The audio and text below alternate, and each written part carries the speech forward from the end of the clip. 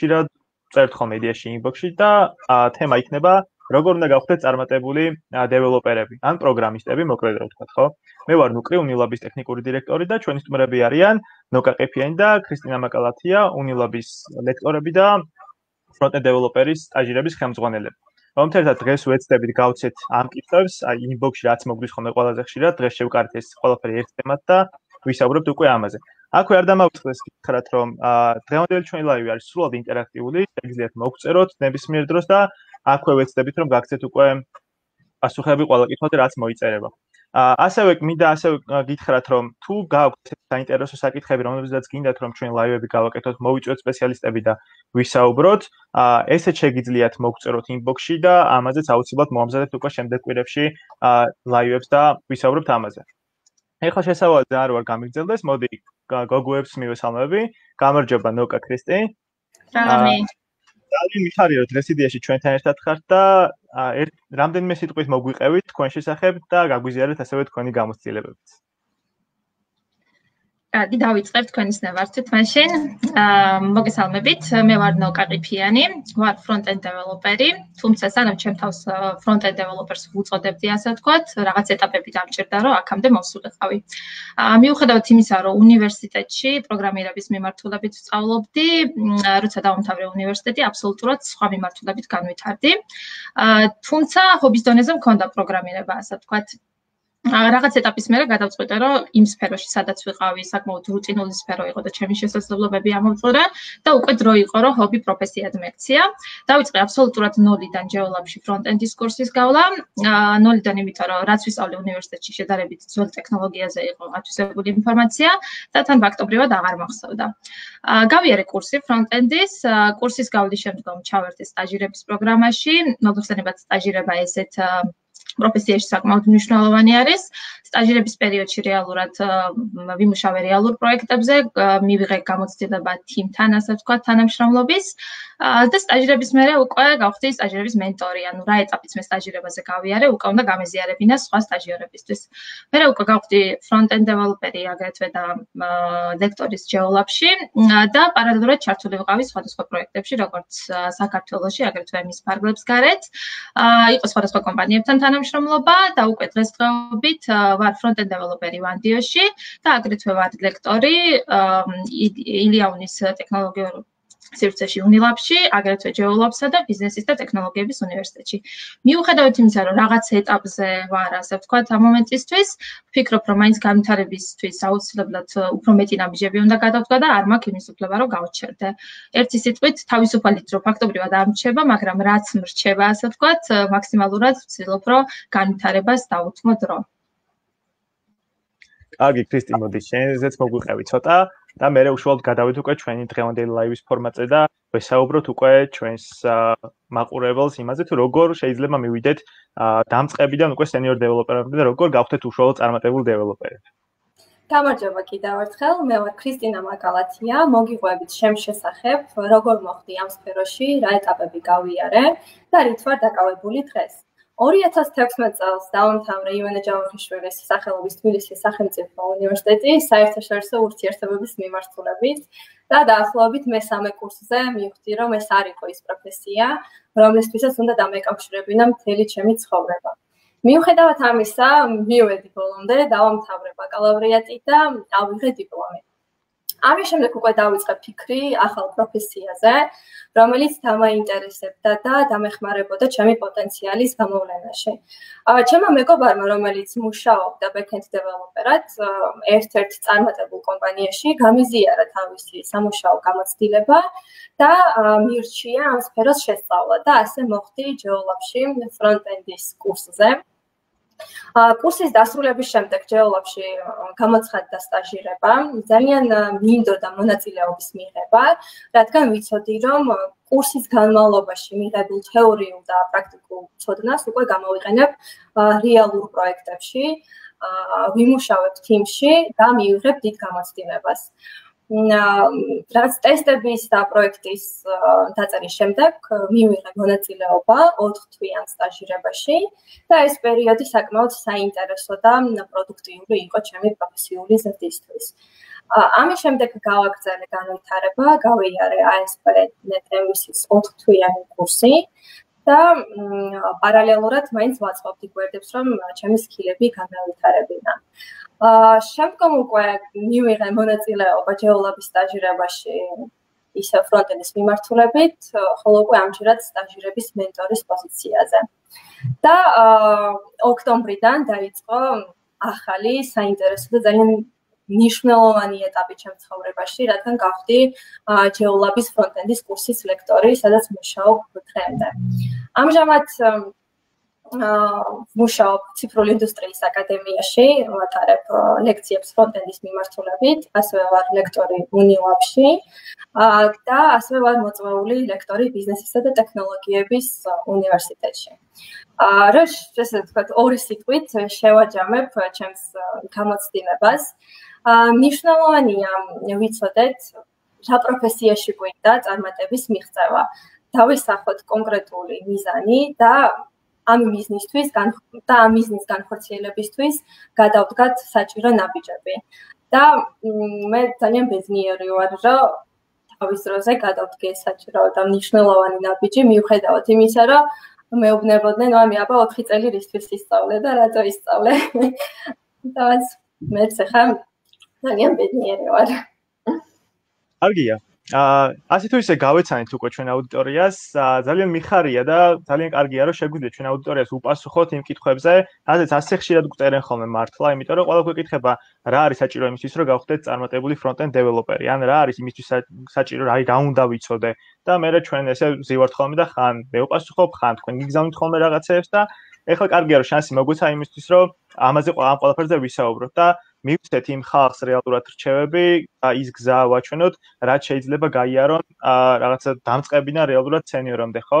და იდეაში ეს ძალიან დაეხმარება ხალხს, რომელიც ახლა ფიქრობს ნაბიჯების გადადგმაზე ამ სფეროში, ან რეალურად უკვე სწავლის პროცესშია და აპირებს, რომ უკვე დაეუფლოს ამ პროფესიას. ეხლა შეგვიძლია უშუალოდ გადავიდეთ უკვე ჩვენ სამუშაო თემაზე და პირველ კითხვას დაგისვავთ. რა თქვენი აზრით, თქვენი გამოცდილებიდან გამომდინარე, რა იქნებოდა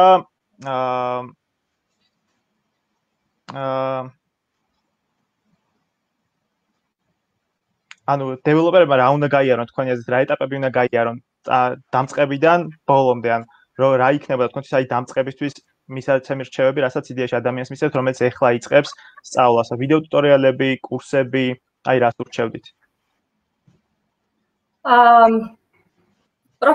რეალურად პროფესიის დაუფლებისთვის დღესდღეობით საკმაოდ ბევრი რესურსი არსებობს, რომ მივიღოთ თეორიული თუ პრაქტიკული ცოდნა. სწავლების პროცესი შეიძლება გავუყოთ ორ ეტაპად. პირველი იქნება დამოუკიდებლად სწავლა და მეორე კურსების გავლა. ორივე მათგანს აქვს თავისი პლუსები და მინუსები. დამოუკიდებლად სწავლის შემთხვევაში შეგვიძლია ვუყუროთ ვიდეო გაკვეთილებს, რომელიც დღეს ინტერნეტ სივრცეში მრავლად არის გამოქვეყნებული და თავისუფლად მოიძიება. ან შეგვიძლია ვიკითხოთ ტექნიკური დოკუმენტაცია და ამ ორივეს ერთად შესწავლის შემთხვევაში, საერთოდ რა თქმა უნდა, უკეთეს შედეგს მივიღებთ.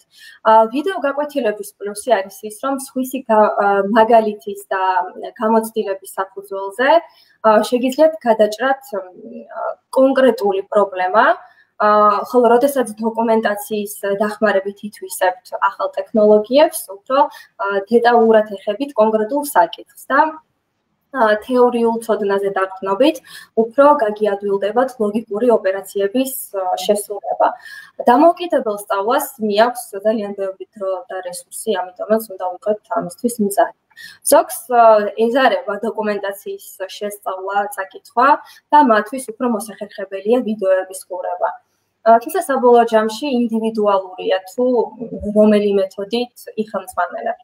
რაც შეეხება უკვე კურსებს, კურსების გავლას კონკრეტულ დაწესებულებაში, აქ ჩამოყალიბებული სასწავლო პროცესით ხელმძღვანელობთ, ანუ სწავლის პროცესში სტუდენტს ყავს მენტორი, ლექტორი, რომელიც მიუთითებს შეცდომებზე, პრობლემებზე და სწორი მიმართულებით დაეხმარება რაღაც კონკრეტული პრობლემების გადაჭრაში. ამისი დადებითი მხარე არის ის, რომ სტუდენტი შეძლებს შეისწავლოს ახალი ტექნოლოგიები, ნაკლები შეცდომებით და განავითაროს თავისი სკილები ამ ახალ სფეროში. ის მეტი პასუხისმგებლობით ჩაერთვება პროცესს და მიიღებს ცოდნას გამოცდილ პროფესიონალის მეთვალყურეობის ქვეშ. მოწესრიგებული სტრუქტურა გულისხმობს იმას, რომ სტუდენტს აქვს კონკრეტული დავალებები, აქვს დედლაინები, რაც განაპირობებს სტუდენტის უკეთეს ჩართვას სასწავლო პროცესში. სტუდენტს ეძლევა საშუალება იმუშაოს თიმში და მიიღოს ჯგუფური მუშაობის გამოცდილება, რაც სამომავლოდ ძალიან გამოადგება სამუშაო პროცესში. მოდი იმასაც შევეხოთ რეალურად რა გამოწვევები იყო რეალურად ბაზარზე, მაშინ როცა ისევე გავიხსნათ უკან დაუბრუნდეთ რაღაც მომენტში. რა გამოწვევები იყო რეალურად ბაზარზე მაშინ როცა თქვენ იწყებდით სწავლას, ან რეალურად რა პრობლემებს შეხვდით მაშინ როცა იწყებდით მუშაობას, ხო? ან რა შეიძლება და ამას ეს ყველაფერი შევადაროთ ახლა კიდევ აი დღევანდელ გამოწვევებს, რის წინაშე შეიძლება დადგეს დღეს სტუდენტი და აი რა შეიძლება რომ ამ მომენტში ურჩიოთ დამწყებს. პირველ რიგში ქრისტინეს ასე ვთქვათ თემას დავამატებდი პატარა რაღაცას, ანუ პირადი გამოცდილება მინდა გაგიზიაროთ დოკუმენტაციებთან და ვიდეო გაკვეთილებთან დაკავშირებით. თავიდან ასე ვთქვათ არ მომწონდა ეს დოკუმენტაციების კითხვა, ყოველთვის მეზარებოდა ხოლმე და რატომღაც ვამჯობინებდი, რომ ვიდეოების ყურება უფრო უკეთესია. თუმცა დღეს ასე აღარ არის და თამამად შემიძლია ვთქვა, რომ დოკუმენტაციების ასე ვთქვათ დადებითი მხარე უფრო მეტად დავაფასე. და რატო გირჩევთ უფრო დოკუმენტაციების კითხვას. დოკუმენტაციას როდესაც ვკითხულობთ, ან თეორიული ცოდნა გვაქვს რაღაც თემასთან დაკავშირებით და უკვე კონკრეტული პრობლემის გადაჭრა უფრო გვიმარტივდება. და თუ ვიდეო გაკვეთილებსაც ვუყურებთ, ორივე ერთად უფრო კარგ შედეგს გამოიღებს. ანუ მქონდა ეგეთი кейსი, როდესაც დოკუმენტაციის კითხვა დავიწყე, ვერაფერი ვერ გავიგე თავიდან, მეთქი რა ხდება. მერე დავიწყე ვიდეოების ყურება. ვიდეოებში უფრო გონზე მოვედი, თურმე რა როგორ მუშაობს და მივუბრუნდი ისევ დოკუმენტაციას და ვიდეოს ყურების მერე დოკუმენტაციის საკითხვა ბევრად უფრო მარტივი გახდა და მარტივად აღვიქვი უფრო რა როგორ მუშაობდა. ერთი სიტყვით ამ ორი რაღაცის კოლაბორაცია უფრო კარგ შედეგს გამოიღებს. რო არ გავყოთ ასე ვთქვათ, რომ აი ვიდეო კურსებს ვუყუროთ ან მაგალითად მარტო დოკუმენტაცია ვიკითხოთ, მაგრამ დოკუმენტაციის დროსაც შეიძლება ერთადერთი ბარიერი, რასაც გადავაწყდეთ, ეს არის ენის ბარიერი, ანუ მაგალითად არ ვიცით ინგლისური. ეს პროგრამირებაში პრობლემას შეგვიქმნის რეალურად, იმიტომ რომ მთელი ინფორმაცია რამის მოძიება თუ გვინდა, ძირითადად არის ინგლისურად განთავსებული და თუ დამწყებები ვართ, პირველ რიგში უმჯობესი იქნება, თუ აი ენის ბარიერს რაღაც დონეზე აღმოვხვრეთ, იმიტომ რომ რამის მოძებნა თუ გვინდა, პირველ რიგში Google-ში ვწერთ how to და ასე შემდეგ, ხო მაგალითად, ძალიან მარტივად. და დოკუმენტაციაც ამისთვის აუცილებლად საჭირო არის, რადგან თეორიული ცოდნა უნდა ვიცოდეთ რა როგორ მუშაობს და რატო და პრაქტიკაში უკეთესად გამოვიყენებთ. თორემ თუ კონკრეტულ кейსებს ვუყურებთ ვიდეოებს ან პრობლემას გადავჭრით, მაგრამ სამომავლოდ ისევ შეგვექმნება იგივე ტიპის პრობლემა და დოკუმენტაცია მაინც დაგვეხმარება. ამიტომ უკვე ადრე თუ მეც რაღაც დონეზე არ მინდოდა ეს დოკუმენტაციები და არ მომწონდა და მეზარებოდა კითხვა, დღეს დავინახე ის პლუსები, რაც დოკუმენტაციას აქვს და გირჩევთ თქვენს დამწყებებს, რომ უფრო ასე ვთქვათ, გადართულები იყოთ როგორც ვიდეოებზე, აგრეთვე დოკუმენტაციის კითხვაზე. ხო, რაც შეეხება გამოწვევებს, თავის დროზე როცა მე ვიწყებდი პროგრამირებას ახლიდან ასე ვთქვათ, მაშინაც საკმაოდ ბევრი გამოწვევა იყო და დღესაც საკმაოდ ბევრი გამოწვევაა, მაგრამ მოთხოვნა უფრო და უფრო გაიზარდა. მაშინ შედარებით ნაკლები კონკურენცია იყო. დღეს უფრო და უფრო მოთხოვნაც იზრდება, კონკურენციაც რა თქმა უნდა შედარებით მომატებული არის და პირველ რიგში სანამ დავიწყებთ ასე ვთქვათ პროფესიის შესწავლას, ჯერ ზუსტად უნდა ვიცოდეთ, ნამდვილად გვინდა თუ არა ეს პროფესია. ზოგიერთი მათგანი მაგალითად იმიტომ იწყებს პროგრამირებას, რომ უბრალოდ კარგი ანაზღაურება აქვს პროგრამირების პროფესიას და ისე არ უნდა, ანუ არ აინტერესებს პროგრამირება, მაგრამ ანაზღაურების გამო ჭირდება. ყოფილა ეგეთი кейსებიც მქონია ეგეთ ადამიანებთანაც შეხება და ბოლოს რაღაც ეტაპამდე ვერ მიდიან, ანუ სადღაც ჩერდებიან, იმიტომ რომ შინაგანად არ უყვართ ასე ვთქვათ კოდის წერა, უნდა გიყვარდეთ პირველ რიგში ის, რასაც აკეთებთ ნებისმიერ პროფესიაში და თან კოდის წერა ისეთი რაღაც არის, რომ აი ესაუბრებით კომპიუტერს და სიამოვნებას უნდა იღებდეთ ამისგან. პირველ რიგში ეს თემა თუ არ გვაქვს, შეიძლება შემდგომში უკვე რაღაც ეტაპებზე პრობლემები შეგვექმნას.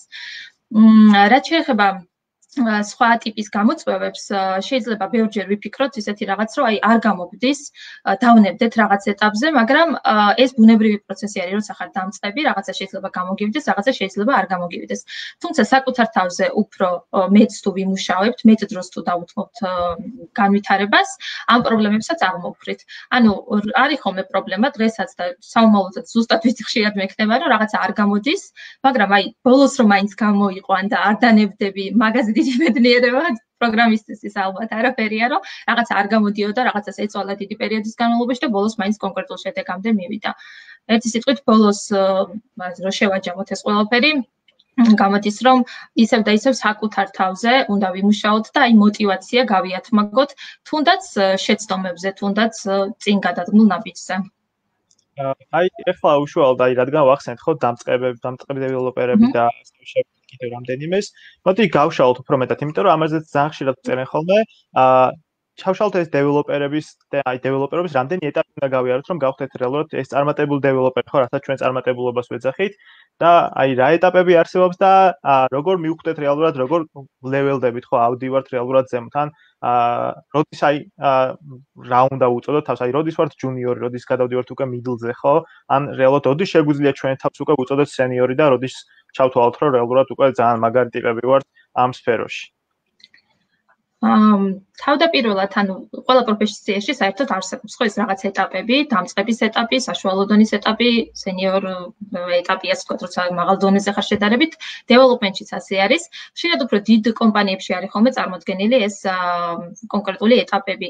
სულ 4 ეტაპი შეიძლება გამოვყოთ: beginner developer, ან დამწყები developer, junior developer, mid-level developer, senior developer. რაღაც 4 ეტაპი, რომელიც ასე ვთქვათ, ნელ-ნელა ეტაპობრივად არის გასავლელი.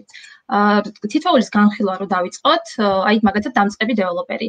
დამწყები დეველოპერის დროს რაღაც ცოდნა გვაქვს მიღებული, ან კურსი გავიარეთ მაგალითად, ან დამოუკიდებლად რაღაცები წავიკითხეთ, ცოდნა გვაქვს, თუმცა გამოცდილება არ გვაქვს.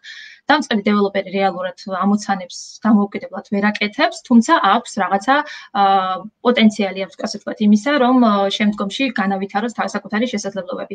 აი beginner developer-ი, როდესაც მიდის მაგალითად გასაუბრებაზე, კომპანიას უნდა დაანახოს, რომ შეიძლება დღეს რაღაცა ცოტა ცოდნა აქვს, არ აქვს განსაკუთრებული გამოცდილება, თუმცა პერსპექტივა აქვს იმისა, რომ რაღაც პერიოდის შემდგომ განვითარდეს და სერიოზული პროექტები ჩაიბაროს, ასე ვთქვათ. დამწყებ დეველოპერად მაინც უფრო რაღაც სტაჟიორი ადამიანი განიხილება, რომელსაც ახალი დაწყებული აქვს კონკრეტული პროფესიის შესწავლა.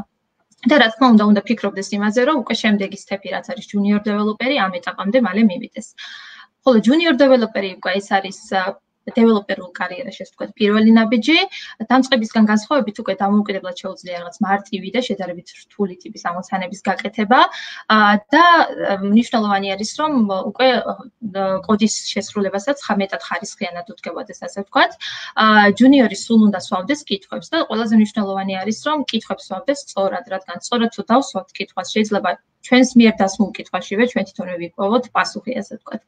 აგრეთვე ძალიან მნიშვნელოვანი არის, რომ junior developer-ი ითვალისწინებდეს, ასე ვთქვათ, mid-level developer-ის მითითებებს და იხედებოდეს სხვის კოდებშიც, ასე ვთქვათ, რომ არჩევდეს ესა თუ ის ლოგიკა რატომ არის დაწერილი და ამისგან უფრო მეტ გამოცდილებას მიიღებს სხვის კოდის გარჩევის დროს, ასე ვთქვათ. სასურველია, რომ მაგალითად junior developer-ი რაღაც დონეზე ესწრებოდეს საგანმანათლებლო შეკრებებს, აგრეთვე მაგალითად დამატებით დოკუმენტაციებს კითხულობდეს, კითხვებს სვავდეს და მაქსიმალურად უნდა ცდილობდეს, რომ აი დაისახოს მიზანი, რომ მაგალითად აი 4 თვეში მინდა რომ mid-level developer-ის პოზიციაზე ავიდე და ამისთვის რაც ოდნა მჭირდება, ეტაპობრივად მიყვეს ამ გეგმების განხორციელებას. აი უკვე junior-ის შემდგომი ეტაპი არის mid-level developer-ი. ანუ ეს არის ეტაპი, როცა ასე ვთქვათ, junior-სა და senior-ს შორის ხარ და უფრო მეტი პასუხისმგებლობაც გაქვს, ასე ვთქვათ, როდესაც ხარ mid-level developer-ი. ეს არის უკვე ჩამოყალიბებული developer-ი, რომელსაც თავისუფლად შეუძლია, რომ რთულ ამოცანებს გაუმკლავდეს, ასე ვთქვათ, და აგრეთვე ვალდებულია მაგალითად mid-level developer-ი, რომ დაეხმაროს junior developers და მითითებები მისცეს, რამეს თუ არასწორად აკეთებს. აგრეთვე თვითონაც მუდმივად განვითარებაზე უნდა ფიქრობდეს და ამ შემთხვევაში უკვე კითხვებს senior developer-თან უნდა სვამდეს. Mid-level developer-ის მოვალეობა შეიძლება იყოს უკვე code review-ც, ასე ვთქვათ, junior developer-ი და beginner developer-ი, რასაც დაწერენ, იმის შემოწმება რომ გააკეთოს და შემდგომში თავისი რეკომენდაციები მისცეს კონკრეტულ დეველოპერებს. უკვე ტექნიკურ გადაწყვეტილებებსაც ათანხმებს mid-level developeri, ასე ვთქვათ, და გარდა ამისა ბიზნეს პროცესებშიც უკვე შესაძლებლად არის mid-level developeri ჩართული. გუნდის შეკრებებში, ასე ვთქვათ, აქტიურად უნდა იღებდეს მონაწილეობას და საკუთარ აზრს აფიქსირებდეს უკვე ტექნიკურ დონეზეც თუ რამე გამოცდილება დააგროვა, ამასაც რომ აზიარებდეს სხვებთან. და როგორც ვახსენე, ამ junior developerების მონიტორინგის ევალება, რომ რაღაც არჩევები მისცეს და ასე შემდეგ. უკვე როდესაც ამ ეტაპსაც გაივლის დეველოპერი, მე უკვე არის senior developeris პოზიცია, ასე ვთქვათ.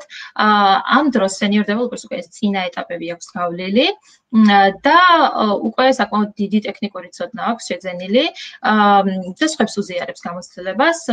ხშირ შემთხვევაში არის ხოლმე რომ senior developerებს უფრო ნაკლებად უწევთ კოდის წერა, უფრო ძირითად რჩევებს და რეკომენდაციებს გასცემენ, პროექტის არქიტექტურაზე არიან ჩართულები და შესაძლოა არის, ასე ვთქვათ, უშუალოდ კომუნიკაციებს აწარმოებდეს ტექნიკურ დონეზე და senior developeri მაინც არ არის ეს პოზიცია, რომ აი senior developeri ვარ სადღაც და გავჩერდი. შეიძლება იმ კომპანიაში, სადაც თქვენ ხართ მაგალითად senior developeri, იმ დონის შესაბამისად რა დეველოპერებიც არიან იმ კომპანიაში, სხვაგან შესაძლოა თქვენი ცოდნის შესაბამისი ადამიანი განიხილებოდეს როგორც mid-level developeri.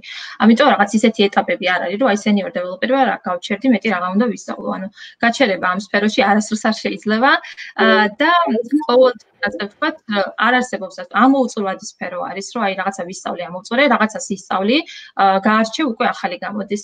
ასე რომ ანუ senior developeris მერეც ბევრი ეტაპი არის გასავლელი, სადღაც senior-ი ხარ, სადღაც შეიძლება junior-ი არა, მაგრამ mid-level-ი მაინც იყო. ასე რომ ეს ეტაპები რაც არის, ეტაპობრივად უნდა გავიაროთ, როცა დავიწყებთ, ან დამწყებიდან senior-ამდე რომ მივიდეთ, ეტაპებია გასავლელი. ამას ესე ერთი თვე და ორი თვე ნამდვილად არ დაჭირდება, უფრო მალე მივაღწევთ კონკრეტულ შედეგს, თუ მეტ დროს დავუთმობთ თვითგანვითარებას და კონკრეტულად გვექნება, ასე ვთქვათ, გეგმები გაწერილი, მაგალითად ვარ დამწყები, 6 თვეში მინდა რომ 6 თვე ცოტა ბევრია junior-ამდე ვისასვლელად, 3 თვეში 2 თვეში მინდა რომ გავხდე junior-ი, junior-დან mid-level-ამდე 6 თვეში უნდა მივიდე და mid-level-დან senior-ამდე მაგალითად უფრო მეტი ძალის ხმავა დამჭირდება და რაღაც მაგალითად გქონდეს გეგმა რომ 8 თვეში მე მინდა რომ senior developeri გავხდე. რეალურად შესაძლებელი არის თუ საკმარის დროს დავუთმობთ განვითარებას. კი, როგორც ეს ყველაფერი უფრო ეწელება ხოლმე ხალხს და ძირითადად უფრო აი მაინც რეალობას რო დაუბრუნდეთ, ძალიან ხშირად ვინც იდეაში ჩვენას აქში იწყებს ხოლმე ხო უკვე აი პროფესიის არჩევას, ხო მე მაგალითად ახლა 23 წლის ვარ და დავიწყე რაღაცა 2 წლის წინ ეს ამბავი. ვიღაცა აი ახლა იწყებს უბრალოდ ამ მომენტში და ძალიან ხშირად არ აქვს ხოლმე ამ ხალხს რაღაც არც იმის დრო, არც იმის мотиваცია, რომ მთლიანად თავი გადადოს ხოლმე და ამ ყველაფერზე იშრომოს. ამიტომაც ეწელებოდ ხოლმე ეს ამბავი და ალბათ senior-ამდე რო ახვიდეთ საშუალო რომ მაინც საშუალოდ არის ხოლმე ესეც არა დაზუსტებული არის ხოლმე 3-4 წელი ძალიან მინიმუმი ამბავი არის ხოლმე ხო მაინც თუმცა არავინ არ შეუშიდეს რეალურად ამას იმიტომ რომ თავი არის საკუთარ თავზე მუშაობა ქრისტიმას ახსენა და ნოკამას ეს ყველაფერი ეხლა მოდი სანამ გადავალთ უკვე შემდეგ საკითხზე შემდეგ საინტერესო საკითხზე კითხვა გვაქვს და კონკრეტულად რომელ ვიდეოებს და კურსებს გვირჩევდითო და ჩვენ ვახსენეთ აქ უკვე რომ აი ვიდეოებით უნდა გაიაროს დაიწყოს ხალხმა რაღაცა სწავლა მე რაღაც დოკუმენტაცია იკითხოს ვიღაცას რჩევა კითხოს და ასე შემდეგ თუ გვაქვს სპეციფიკაში რა გვაქვს ძალიან ბევრი უთხრათ რამდენიმე ესეთი რესურსი რითაც იდეაში ჩვენ ვისწავლეთ და ასევე თუ community რაღაცებიც გაგახსენდებათ უცებ ესეც რომ უთხრათ ჩვენ მაყურებელს სად შეიძლება რომ ჯგუფებში გაწევრიადნენ ან საიდან მიიღონ რეალურად ამ დოკუმენტაციებზე ინფორმაცია ან ვიდეო ტუტორიალებსაც თუნდაც რომელიმე კონკრეტულ რესურსს ხო არ ურჩევდით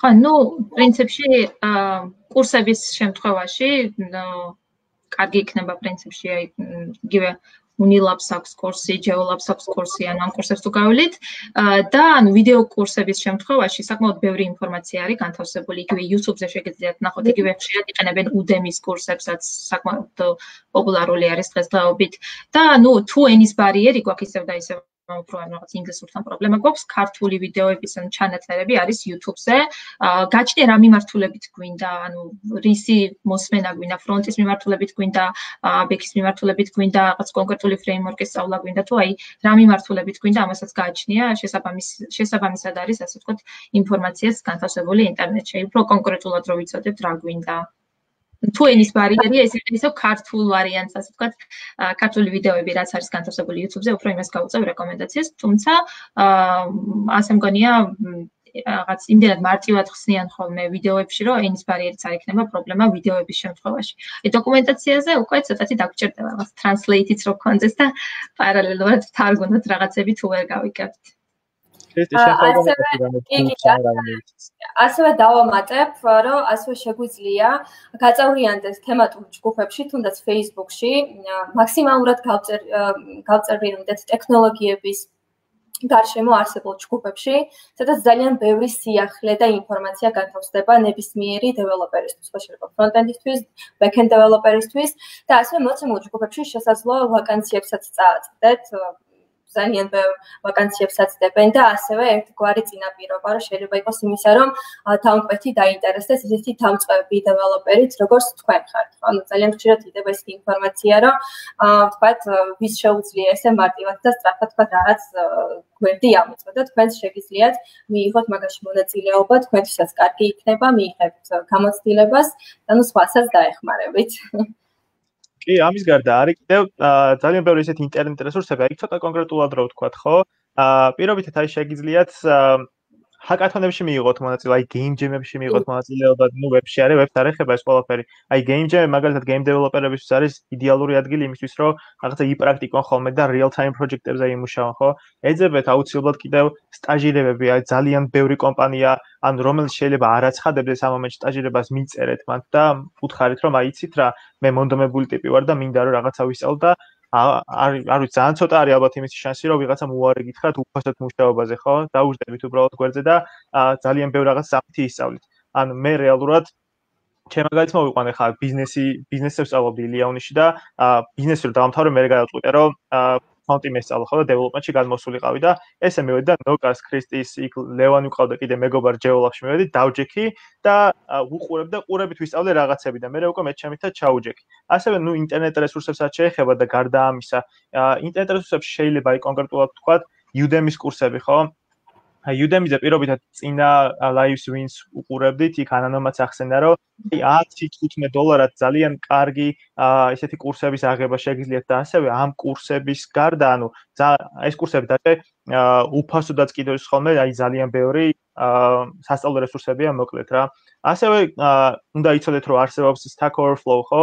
სადაც შეგიძლიათ ეძებოთ ხოლმე რაღაცეებს Stack Overflow-ზე ლეველებს აგროვებთ და მე ამ ლეველების მიხედვით ხალხი პოულობს თქვენ და რაღაც დასაქმების შანსიც ამით უფრო გეზრდებათ. უნივერსიტეტები აცხადებენ ხოლმე კიდე ძალიან ხშირად ჰაკათონებს და ამაში შეგიძლიათ აუცილებლად რომ მონაწილეობა მიიღოთ, თუნდაც რეალურად არ გქონდეთ შესაბამისი სკილსეტი და ფიქრობდეთ რომ არ ხართ რაღაცისთვის მზად, მაინც გადით, იმიტომ რომ რეალურად ეს ყველაფერი გამოცდილებას მოგცემთ და თქვენთვის როგორც დამწყები ან junior developer-ებისთვის უკვე ძალიან დიდი წინსვლა იქნება ამ ხრივ რომ ხალხს გაიცნობთ და უბრალოდ სფეროში მოღვაწე ხალხთან მაგას დაიწყებთ რაღაც საკითხებზე უკვე მუშაობას. უფრო ზუსტად აი ნახეთ უკვე კითხვაც არის აქ ერთი, აი ხედავ უფრო მეტად აი უფასო კურსებზე რომ გამომახვილოთ აქედან მხარეს კიდე ყურადღება, აი მე მაგალითად გირჩევდით 3-4 ვიდეო რაღაცა channels იმაზე YouTube-ზე და განახებთ კიდე რამდენიმე კურს, რომელსაც ამის მერე ლაივის მერე ჩავლინკავთ თვითონ ამ ლაივის კომენტარებში ვარ და შეგიძლიათ ნახოთ ესენი. გამოწერეთ ეს არხები და უყურეთ უცხოვრებია, მაგრამ ენის ბარიერსაც ერთ თვეში აი ძალიან თავისუფლად გადალახავს ის, ვინც იდეაში მოინდომებს და რაღაცა დღეში 2 ან 3 საათს მაინც დაუთმობს უკვე ამ ყველაფერს. ეხლა ისევე დაუბრუნდეთ ჩვენ თემას და ნუ შემდეგ ერთ საინტერესო საკითხს შევეხები. აი თქვენი აზრით როგორ შეიძლება დამწყებმა დეველოპერმა იპოვოს სამსახური. აი მე მაგალითად ვისწავლე რაღაცა პირობითად ხო, დავიწყე ვისწავლე HTML, CSS და ცოტა JavaScript-ით ვისწავლე. აი რა რჩევებს მომცემდით იმისთვის, რომ მე მარტივად მეპოვა სამსახური ან მოვხვედრილი ყავი სტაჟირებაზე.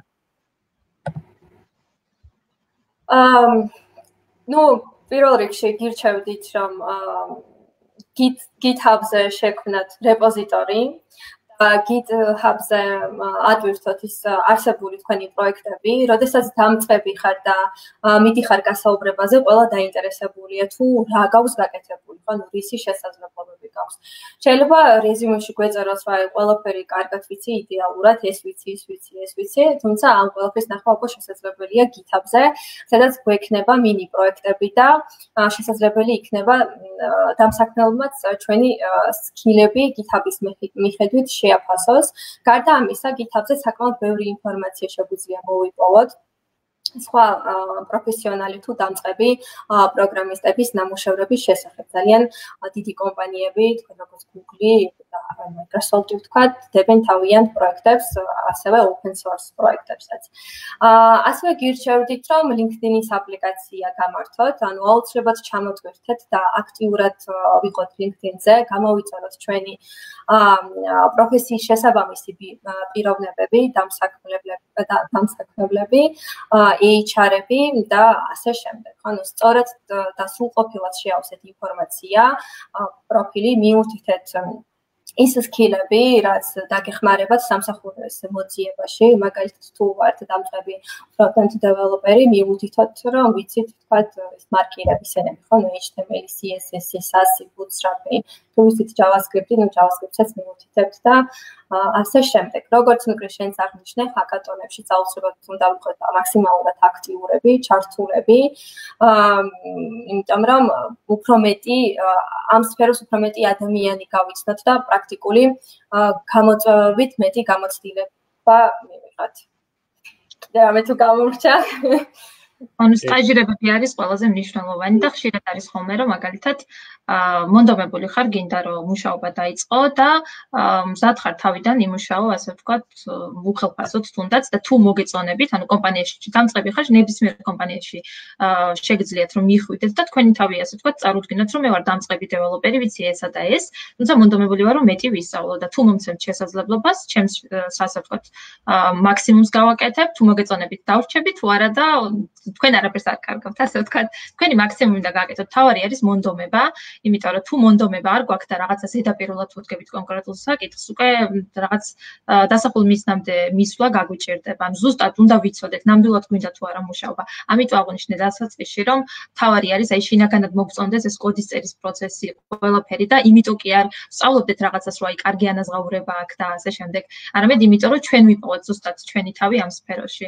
იმიტომ რომ ბევრი ადამიანი ვიცი, ბევრი მეგობარი მყავს, რომელსაც აბსოლუტურად სხვა განხრით დაუწყია თავიდან სწავლა და მე უკვე პროგრამირებაში უპოვია საკუთარი თავი და ამიტომ საკმაოდ მნიშვნელოვანი არის, რომ ნებისმიერ ასაკში, ანუ არ აქვს ასაკს მნიშვნელობა, რა დროსაც გადაწყვეტავთ, რომ იცი რა ეს სფერო მომწონს და მე ამ მიმართულებით მინდა რომ წავიდე, არასდროს არ არის დაგვიანებული. მთავარი არის мотиваცია და მონდომება. თუ მონდომება არსებობს, დამიჯერეთ დეველოპერი უსამსახუროდ არ იქნება.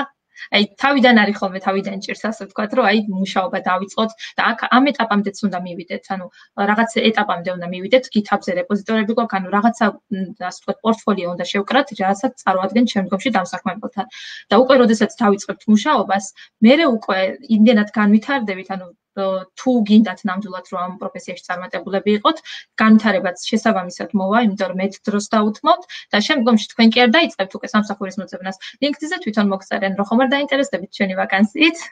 ამიტომ ასე ვთქვათ, თავიდან თქვენ უნდა დახარჯოთ თქვენი ასე ვთქვათ მონდომება და мотиваცია ბოლომდე უნდა გამოიყენოთ და მერე უკვე ყველაფერი შემოbrunდება თქვენ სასარგებლოდ ასე ვთქვათ.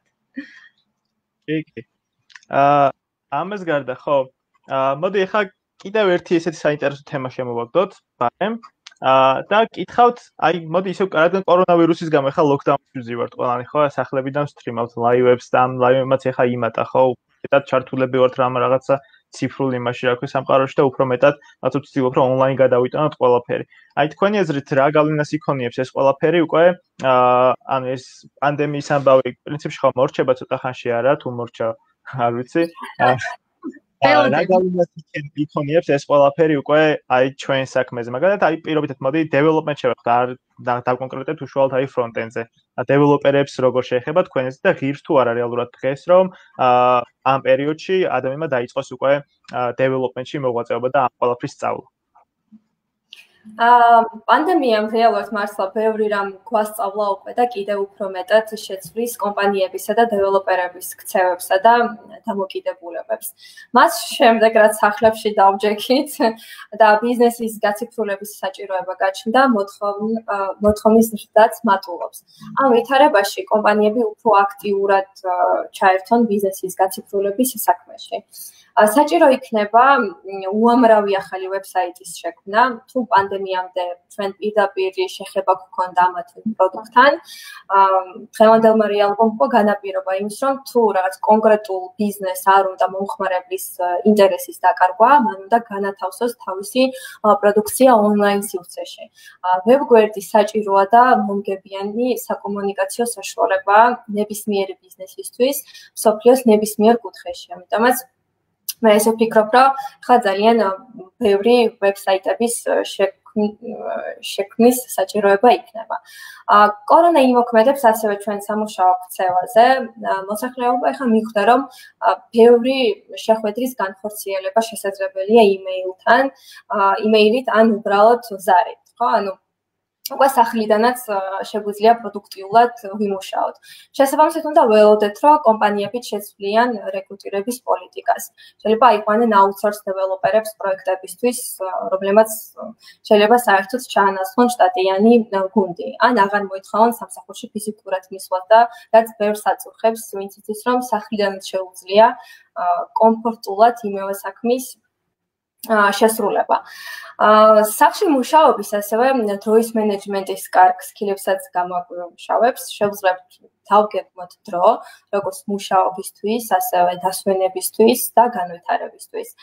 არ დავხარჯავთ დროს საცობებში, დილით და საღამოს სამსახურიდან სახლამდე, უფრო ამ დროს დავიტოვებთ პირადი ზრდისთვის და რაღაც სხვა ინტერესებისთვის.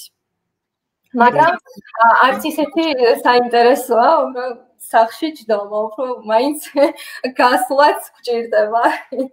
თან ვისაც კომუნიკაციები უყვარს, ასე ვთქვათ, და ესეთი ადამიანი ვარ, რომ მიყვარს კომუნიკაცია ხალხთან და ოთახში რო ვარ ჩაკეტილი, ჩემთვის მოსაწყენია. თან იმას დავამატებ, რომ სახლში როცა ვარ, უფრო მეც მუშაობ. ანუ შესვენებაზე არ გავდივარ, საცობში დროს არ კარგავ, არსად არ გავდივარ, სულ ვზივარ. ანუ რომელი საათი აქვს არ აქვს მნიშვნელობა, თასკი მაქვს გასაკეთებელი, ვზივარ გვიანობამდე. უფრო მეტად პროდუქტიული ვარ მართალია, მაგრამ რაღაც მომენტებში მგონია, რომ ზომბდები და ეგ არ მომწონს. ერთადერთი ეგ არ მომწონს. სხვა მხრივ უფრო პროდუქტიული ვარ, ვატყობ, იმიტომ რომ ანუ ის შესვენების დრო რაც უნდა გამოიყენო და როგორც ვიყენებდი მაგალითად ოფისში მუშაობის დროს, სახლში ყოფნის დროს შესვენება არის 5-10 წუთი.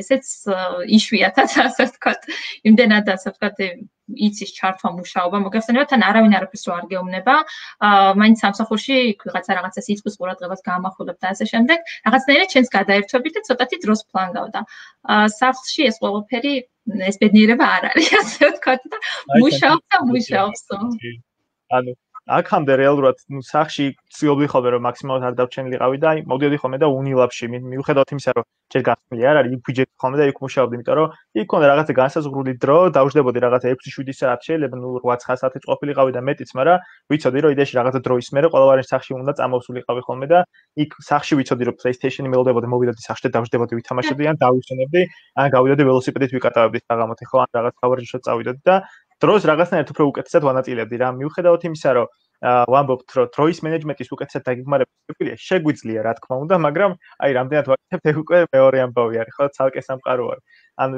მეც მაგალითად ხაი ვზივარ ხოლმე და მთელი დღე ეს ორი მონიტორი მაქვს ერთი აქეთ და ხან ერთზე ვმუშაობ ხან მეორეზე მე საჭმელი აქვე მიდევს შევჭა მე კიდე დავიწყებ ტასკს გავაკეთებ მე მეორე ტასკზე გამოდივარ და რაღაც ძალიან რაღაცა ვირევი ანუ რეალურად ეს ყველაფერი კომპანიებისთვის უკეთესიც არის იმიტომ რომ მათთვის უფრო ბევრს ვმუშაობ მაგრამ ნუ ჩემთვის რამდენად არის კარგი ხო ეს უკვე სხვა საკითხი არის და ნუ ცალკე ანალიზის ამბავი არის ალბათ ხო პირად პროექტებსაც უფრო ბევრს ვიღებ ალბათ რავი სწავლებისთვისაც ბევრი დრო მრჩება საკუთარი თვითგამვითარებისთვისაც ბევრი დრო არის მაგრამ აი ეს ძალიან რაღაც ესეთი მტკივნეული მომენტი არის რაც ალბათ რავი ყველა დეველოპერს გამოუცდი ახლა ამ პერიოდში ვინც ცოტათი ახალი ამ time management-ის ამბებში ხო აქვე აი კითხვა არის ახლა ოკეი კიდე აი მე კითხვა შემოვიტანოთ ან თავიდან ყველას ალბათ გაგვიჭირდა ესე უცბად სახლში გამოკეჭვა, თან გვეგონა რომ რაღაც 1-2 კვირა, ну არც ვიცოდით პრინციპში რომ ამდენი ხნით ჩავიკეტებოდით და მე მგონი ვატყობ რომ მივეჩვიე და მე ისარ გამიჭირდეს ოფისში როგორ წავიდე და რაღაც ანუ ამ სიტუაციას მივეჩვიე მე მგონი და იმედია ძალიან დიდხანს არ გაგრძელდება და რაღაცა კომფორტი არ იქნება სახლში ჯდომა, თორე ეგეც ძალიან ცუდი იყო უკვე. შაბათ კვირა აღარ გავს შაბათ კვირას ხო ეგეც არის. აღარ გავს რაღაც ეგეთი. აი მოდი ახლა კითხვა შემოვიტანოთ, საინტერესო კითხვა არის ერთი. რომელი პროგრამების ცოდნა საჭირო front-end developer-ებისთვის და რა თანმიმდევრობით გვირჩევთ პროგრამების შესწავლას? კონკრეტული პროგრამები რომ მივხვდეთ, კონკრეტულ რესურსებზეო. აი მაია გვეკითხება. ხო, ანუ front-end-ისთვის, ანუ სანამ front-end-ს განვიხილავთ, დავიდან ანუ საბაზისო დონეზე რომ დავიწყოთ, HTML-ის და CSS-ის შესწავლას ურჩევდი, თავიდან ანუ საბაზისო დონეზე რომ რაღაც მარკირების ენები ვიცოდეს, რათა ანუ რასაც გააკეთებს HTML-სა და CSS-ში, შემდგომში უკვე ვიზუალურად ეს ყველაფერი დაინახოს. მერე უკვე HTML-ის და CSS-ის შესწავლის შემდგომ JavaScript-ი დაჭირდება აუცილებლად და მერე აუცილებლად რომელიმე framework-ი, რომ ასე ვთქვათ ბოლომდე ფლობდეს რაღაც დონეზე ფრონტის პროფესიას. თუმცა ესე რაღაცნაირად გაყოფილი რომ აი ფრონტი და ბექი, ანუ უკვე პროცესში რომ ბევრ რაღაცაში გაერკვევი და ბევრი რაღაცა ასე ვთქვათ უფრო საინტერესო გახდება მუშაობის პროცესში, შეიძლება მერე მოგინდეს მაგალითად რაღაცა ბექის მხარესაც რაღაცეების შესწავლა. თავიდან ან დასაწყისისთვის იწყებენ ხოლმე HTML-ის CSS-ით, იმიტომ რომ როცა საერთოდ არ ქონია არაფერთან შეხება და ანუ ბრაუზერში რაღაცას რო გავხსნი და hello world-ს დაწერდა და რა კარგია ეს, ანუ მაქედან იწყება ასე ვთქვათ ყველაფერი და თავიდანვე ურჩევდი ფრონტის დონეზე HTML, CSS-ი, JavaScript-ი და მერე JavaScript-ის რომელიმე framework-ი უკვე შემდეგ level-ზე ასე ვთქვათ. კი, აი framework-ებს რაც შეეხება, აი ყველაზე ორი წარმატებული, ყველაზე ორი დიდი პოპულარული framework-ი რო ვახსენებთ, ერთი არის Angular-ი, მეორე React-ი, ხო, ამაზე ორბანაკატი ყოფილი ხალხი ჩვეულებრივად და ეს უკვე თქვენ არჩევანზე არის მე დამოკიდებული, აი ამ ყველაფერს რო ისწავლით, რაც ნოკამ ახსენა ახლა, მე თქვენ უნდა აირჩიოთ უკვე შეაფასეთ ორივე, რაღაც ნახეთ რევიუები და მე მიხვდებით რეალურად უკვე რომელი მოგწონთ უფრო მეტად, თორე რეალურად თითქმის ორივე ერთნაირი არის და მაგაშიც ალბათ ძალიან არ გაიჭედებით. აი კიდევ არის ერთი საინტერესო კითხვა, თემასო დაუბრუნდეთ ის, აი დათო გვეკითხება, თემასო დაუბრუნდეთ ისევ რა დამატებითი უნარები ან სფეროს ცოდნა გამოადგება დამწყებ front-end developers. აი ხო, აი აქ არის ძალიან საინტერესო ამბავი ერთი. აუ front-end developers აუცილებლად ჭირდება დიზაინის რაღაცა მცირე სკილებიც, ხო? აი მაგალითად ახლა ბოლოს ერთი მეგობარი მყავს, რომ დიზაინერია და რომელიც წერდა რამდენიმე წინ რომ გერმანიაში ათვალიერებდა ვაკანსიებს. და იქ ნახა რომ დიზაინერებს რეალურად ევალებოდათ რომ front-end-ის რაღაც ნაწილი ცოდნოდათ, ეს იყო HTML და CSS, ხო, ან მარკირების ენები უნდა ცოდნოდათ, ამ ყველაფერს იქ არავინ არ თხოვდა იმათ რომ JavaScript-ი და რაღაც ესეთ high level programming level ენები ცოდნოდათ, მაგრამ ამას თხოვდნენ. მაგრამ ჩვენთან რეალურად ეს ყველაფერი ხა ცოტათი განსხვავებულად არის, ხო? ჩვენთან დიზაინერს არ ვთხოვთ HTML CSS-ის ცოდნას, თუმცა სასურველია რომ მაინც მცირე დონეზე იცოდეს დიზაინერმაც ეს ყველაფერი, რომ მერე დიზაინს რაღაც იმ დონეზე აწყოს, რომ იცოდეს ფრონტის მხარეს რა ხდება, ხო? და ასევე არის რეალურად თუ გვინდა რომ კარგად გუნდურად ვიმუშაოთ ერთმანეთთან, საჭირო არის რომ front-end developer-მაც იცოდეს რეალურად რა ხდება როგორც back-ში, ასევე იცოდეს რა ხდება დიზაინის მხარეს, ხო? და იცოდეს იმ ელემენტარული რაღაცა soft-ის გამოყენება, როგორც არის Adobe XD, Adobe Illustrator, Adobe Photoshop, ხო? შეეძლოს რეალურად იქ ლოგოს გადიდება, შეეძლოს ფერის ამოღება, შეეძლოს და ასე შემდეგ. იმიტომ რომ ძალიან ხშირად არის ხოლმე ეს ყველაფერი საჭირო.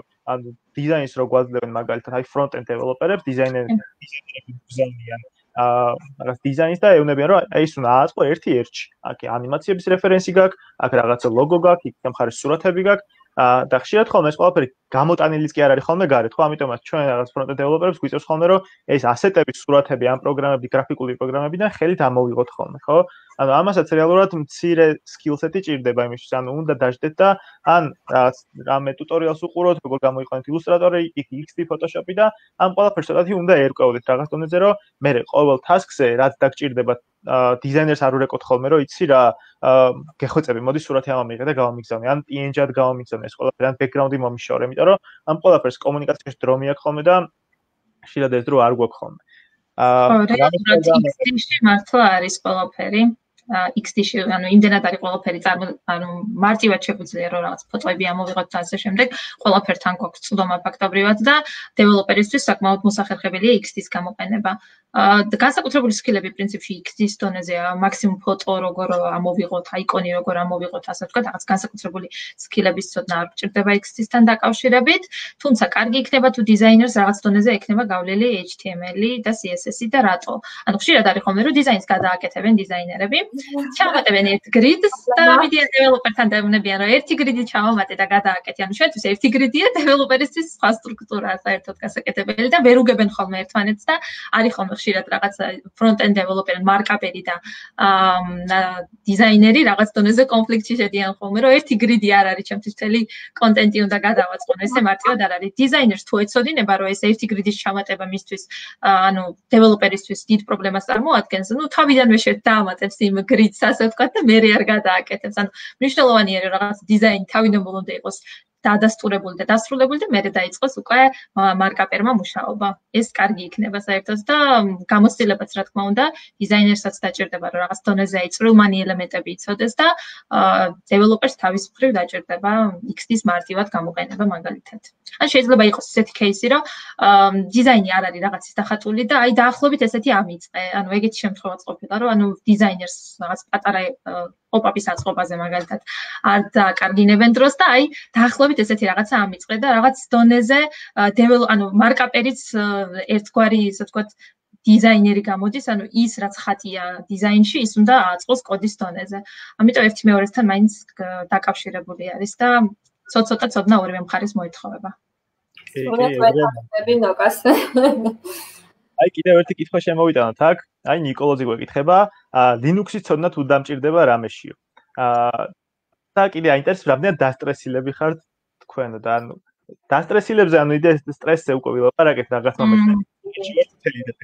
ანუ task-ებს რაც უფრო ცუდად ანაწილებ, მით უფრო სტრესი გაქვს მხარეს და აი Linux რაც შეეხება უკვე მაგას მე უპასუხებ, მოდი front-ში Linux-ი დიდად არ გჭირდება, მაგრამ თუ აპირებ იდეაში რომ ისეთი რაღაცა მაგარი პროგრამისტი გახდე რა, ანუ იქ Python-ი ისწავლო ძალიან მაგრად იქ რაღაცა მე ძალიან ცოტა Advanced-ი ახვიდე უფრო და C++-იც ძალიან მაგრად ისწავლო ხო, ან რაღაცა ისეთ high level-ებში გადახვიდე, ან მე სწრაფად გინდა ხო რაღაცეებ მაიმუშაოს და გრაფიკულ პროგრამებთან დიდად არ გაქვს შეხება და პლუს ამას არ თამაშობ, იმაზე შენ PC-ზე, ამ შემთხვევაში შეგიძლია რომ Linux-ი დააყენო, იმიტომ რომ ბევრად მარტივია, სანავიგაციოდ, permission-ებზე რაღაც ბევრი წვალება არ გიწევს და მაგალითად ძალიან ბევრი რაღაცა ისეთი ფიჩერი აქვს, უფრო მარტივი ვიდრე Windows და ამას კიდე რო შეადარო ეს ორი კიდე ერთმანეთს, Windows სავსეა ბაგებით და უმეტესწილად ის თქვა იმას დაკრეკილი Windows-ად გვიყენია ახლა ჩვენ და მეორე კიდე Linux-ი არის open source-ი და არანაირი ბაგი იმას არ აქვს, თუ არის კიდე ძალიან მალე სწორდება ხოლმე, ხო?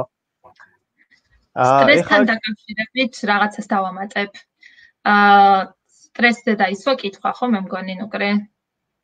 რამდენად დასტრესებული ხართ?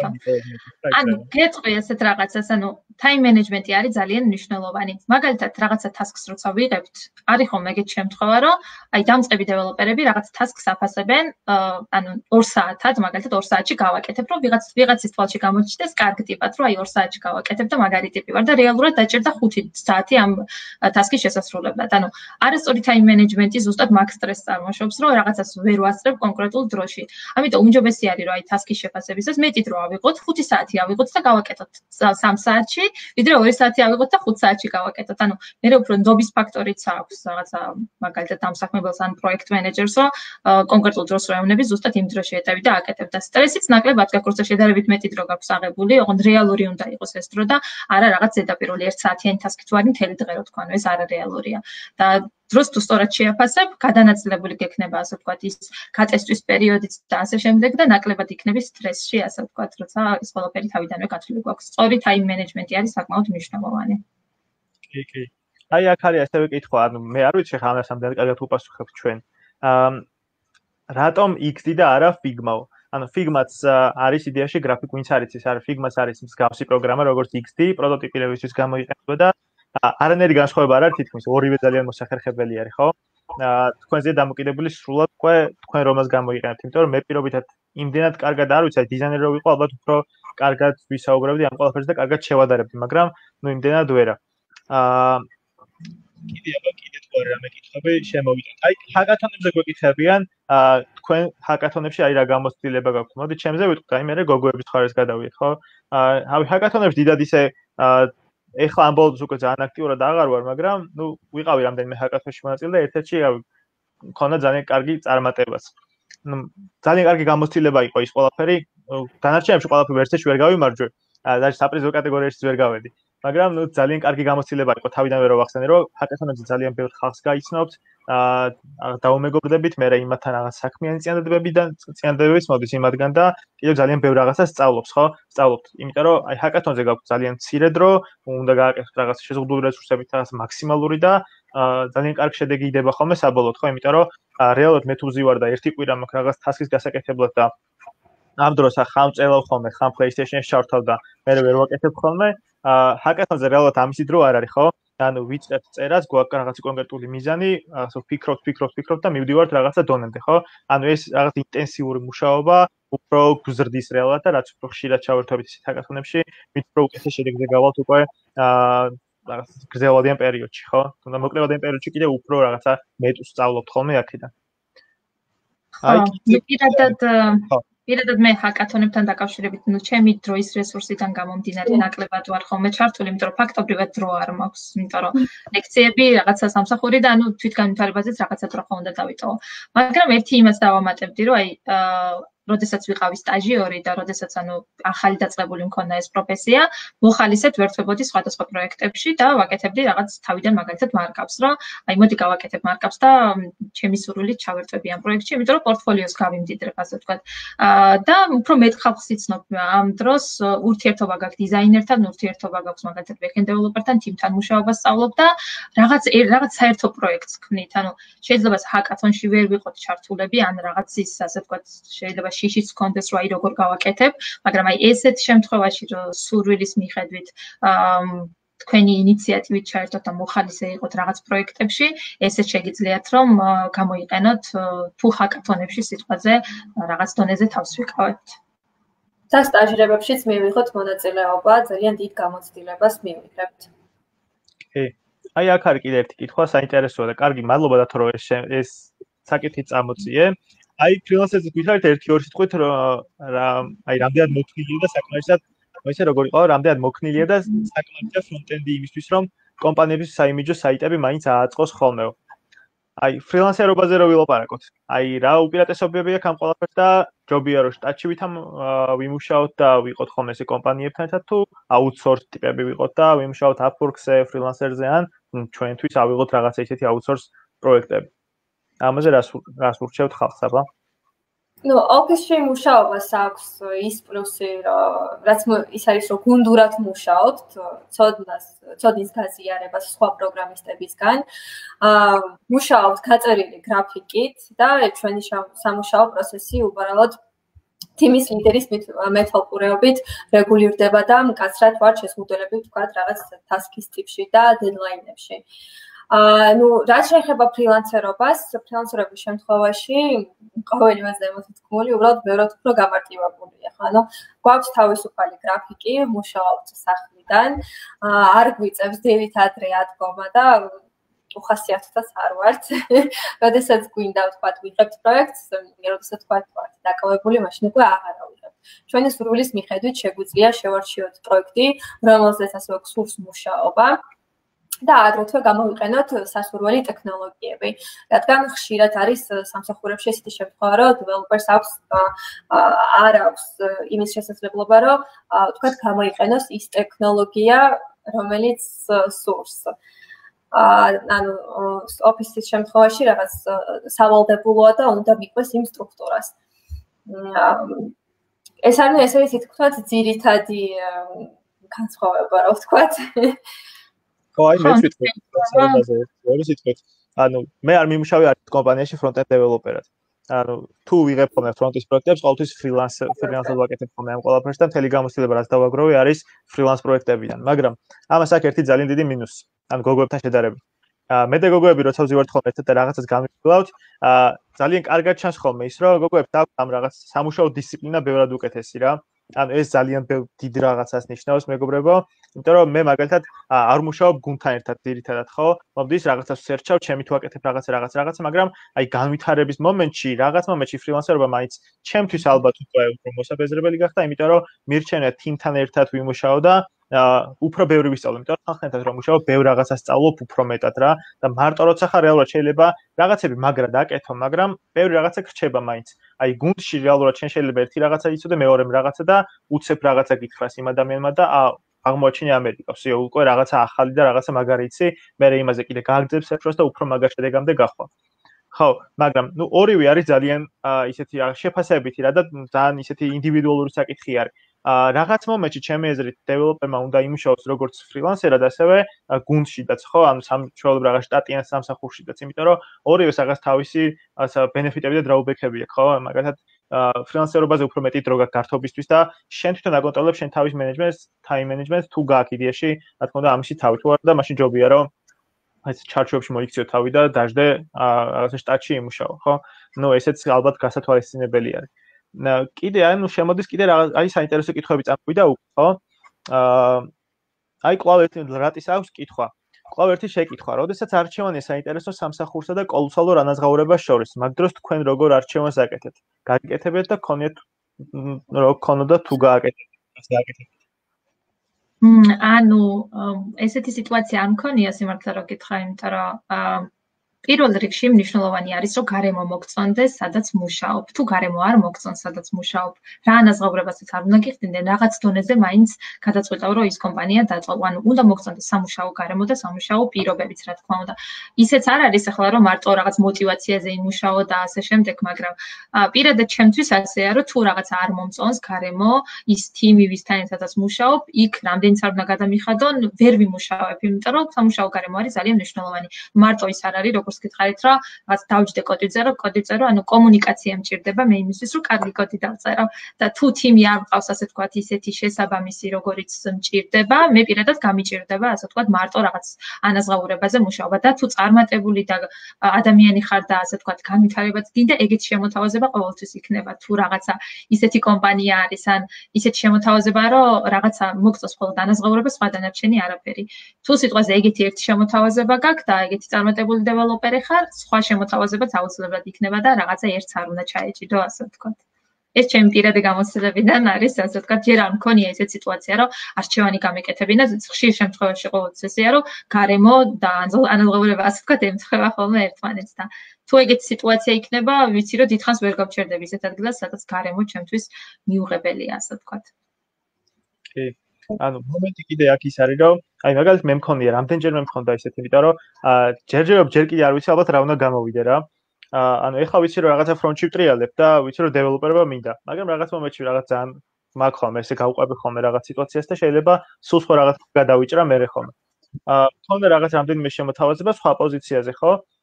ხო და აქ იყო რეალურად ორი ალბათ რაც ეხლა მაქვს, მაგრამ რო შევაფასოთ რაღაცეები, მაგ დროს მე რო დავფიქრდი, მეგობრებსაც ვკითხე ამაზე რჩევა და მივედი იმ დასკვნამდე, რომ ეს სამსახური რეალურად მაშორებდა სიტუაციას, სადაც ეხლა ვარ, ანუ ფრონტიდან მივყავდი, ხო, ანუ კოდის წერა აღარ მომიწევდა და რეალურად ანუ თუ კოდის წერა აღარ გიწევს, ანუ კი დეველოპმენტს ეხებოდა რაღაც პროექტ მენეჯმენტის ამბავი იყო და გადადიოდი უბრალოდ კოდს აღარ წერდი და ჰედი იყავი დეველოპერების, მაგრამ კოდს რო არ წერდა მინდა დეველოპერობა, ამ დროს რაღაცა ერთი თვე რო გაჩერდე, ჩათვალე რომ რაღაცა 6 თვე მანამდე რაც ისწავლე დაგავიწყდება სულ, ხო?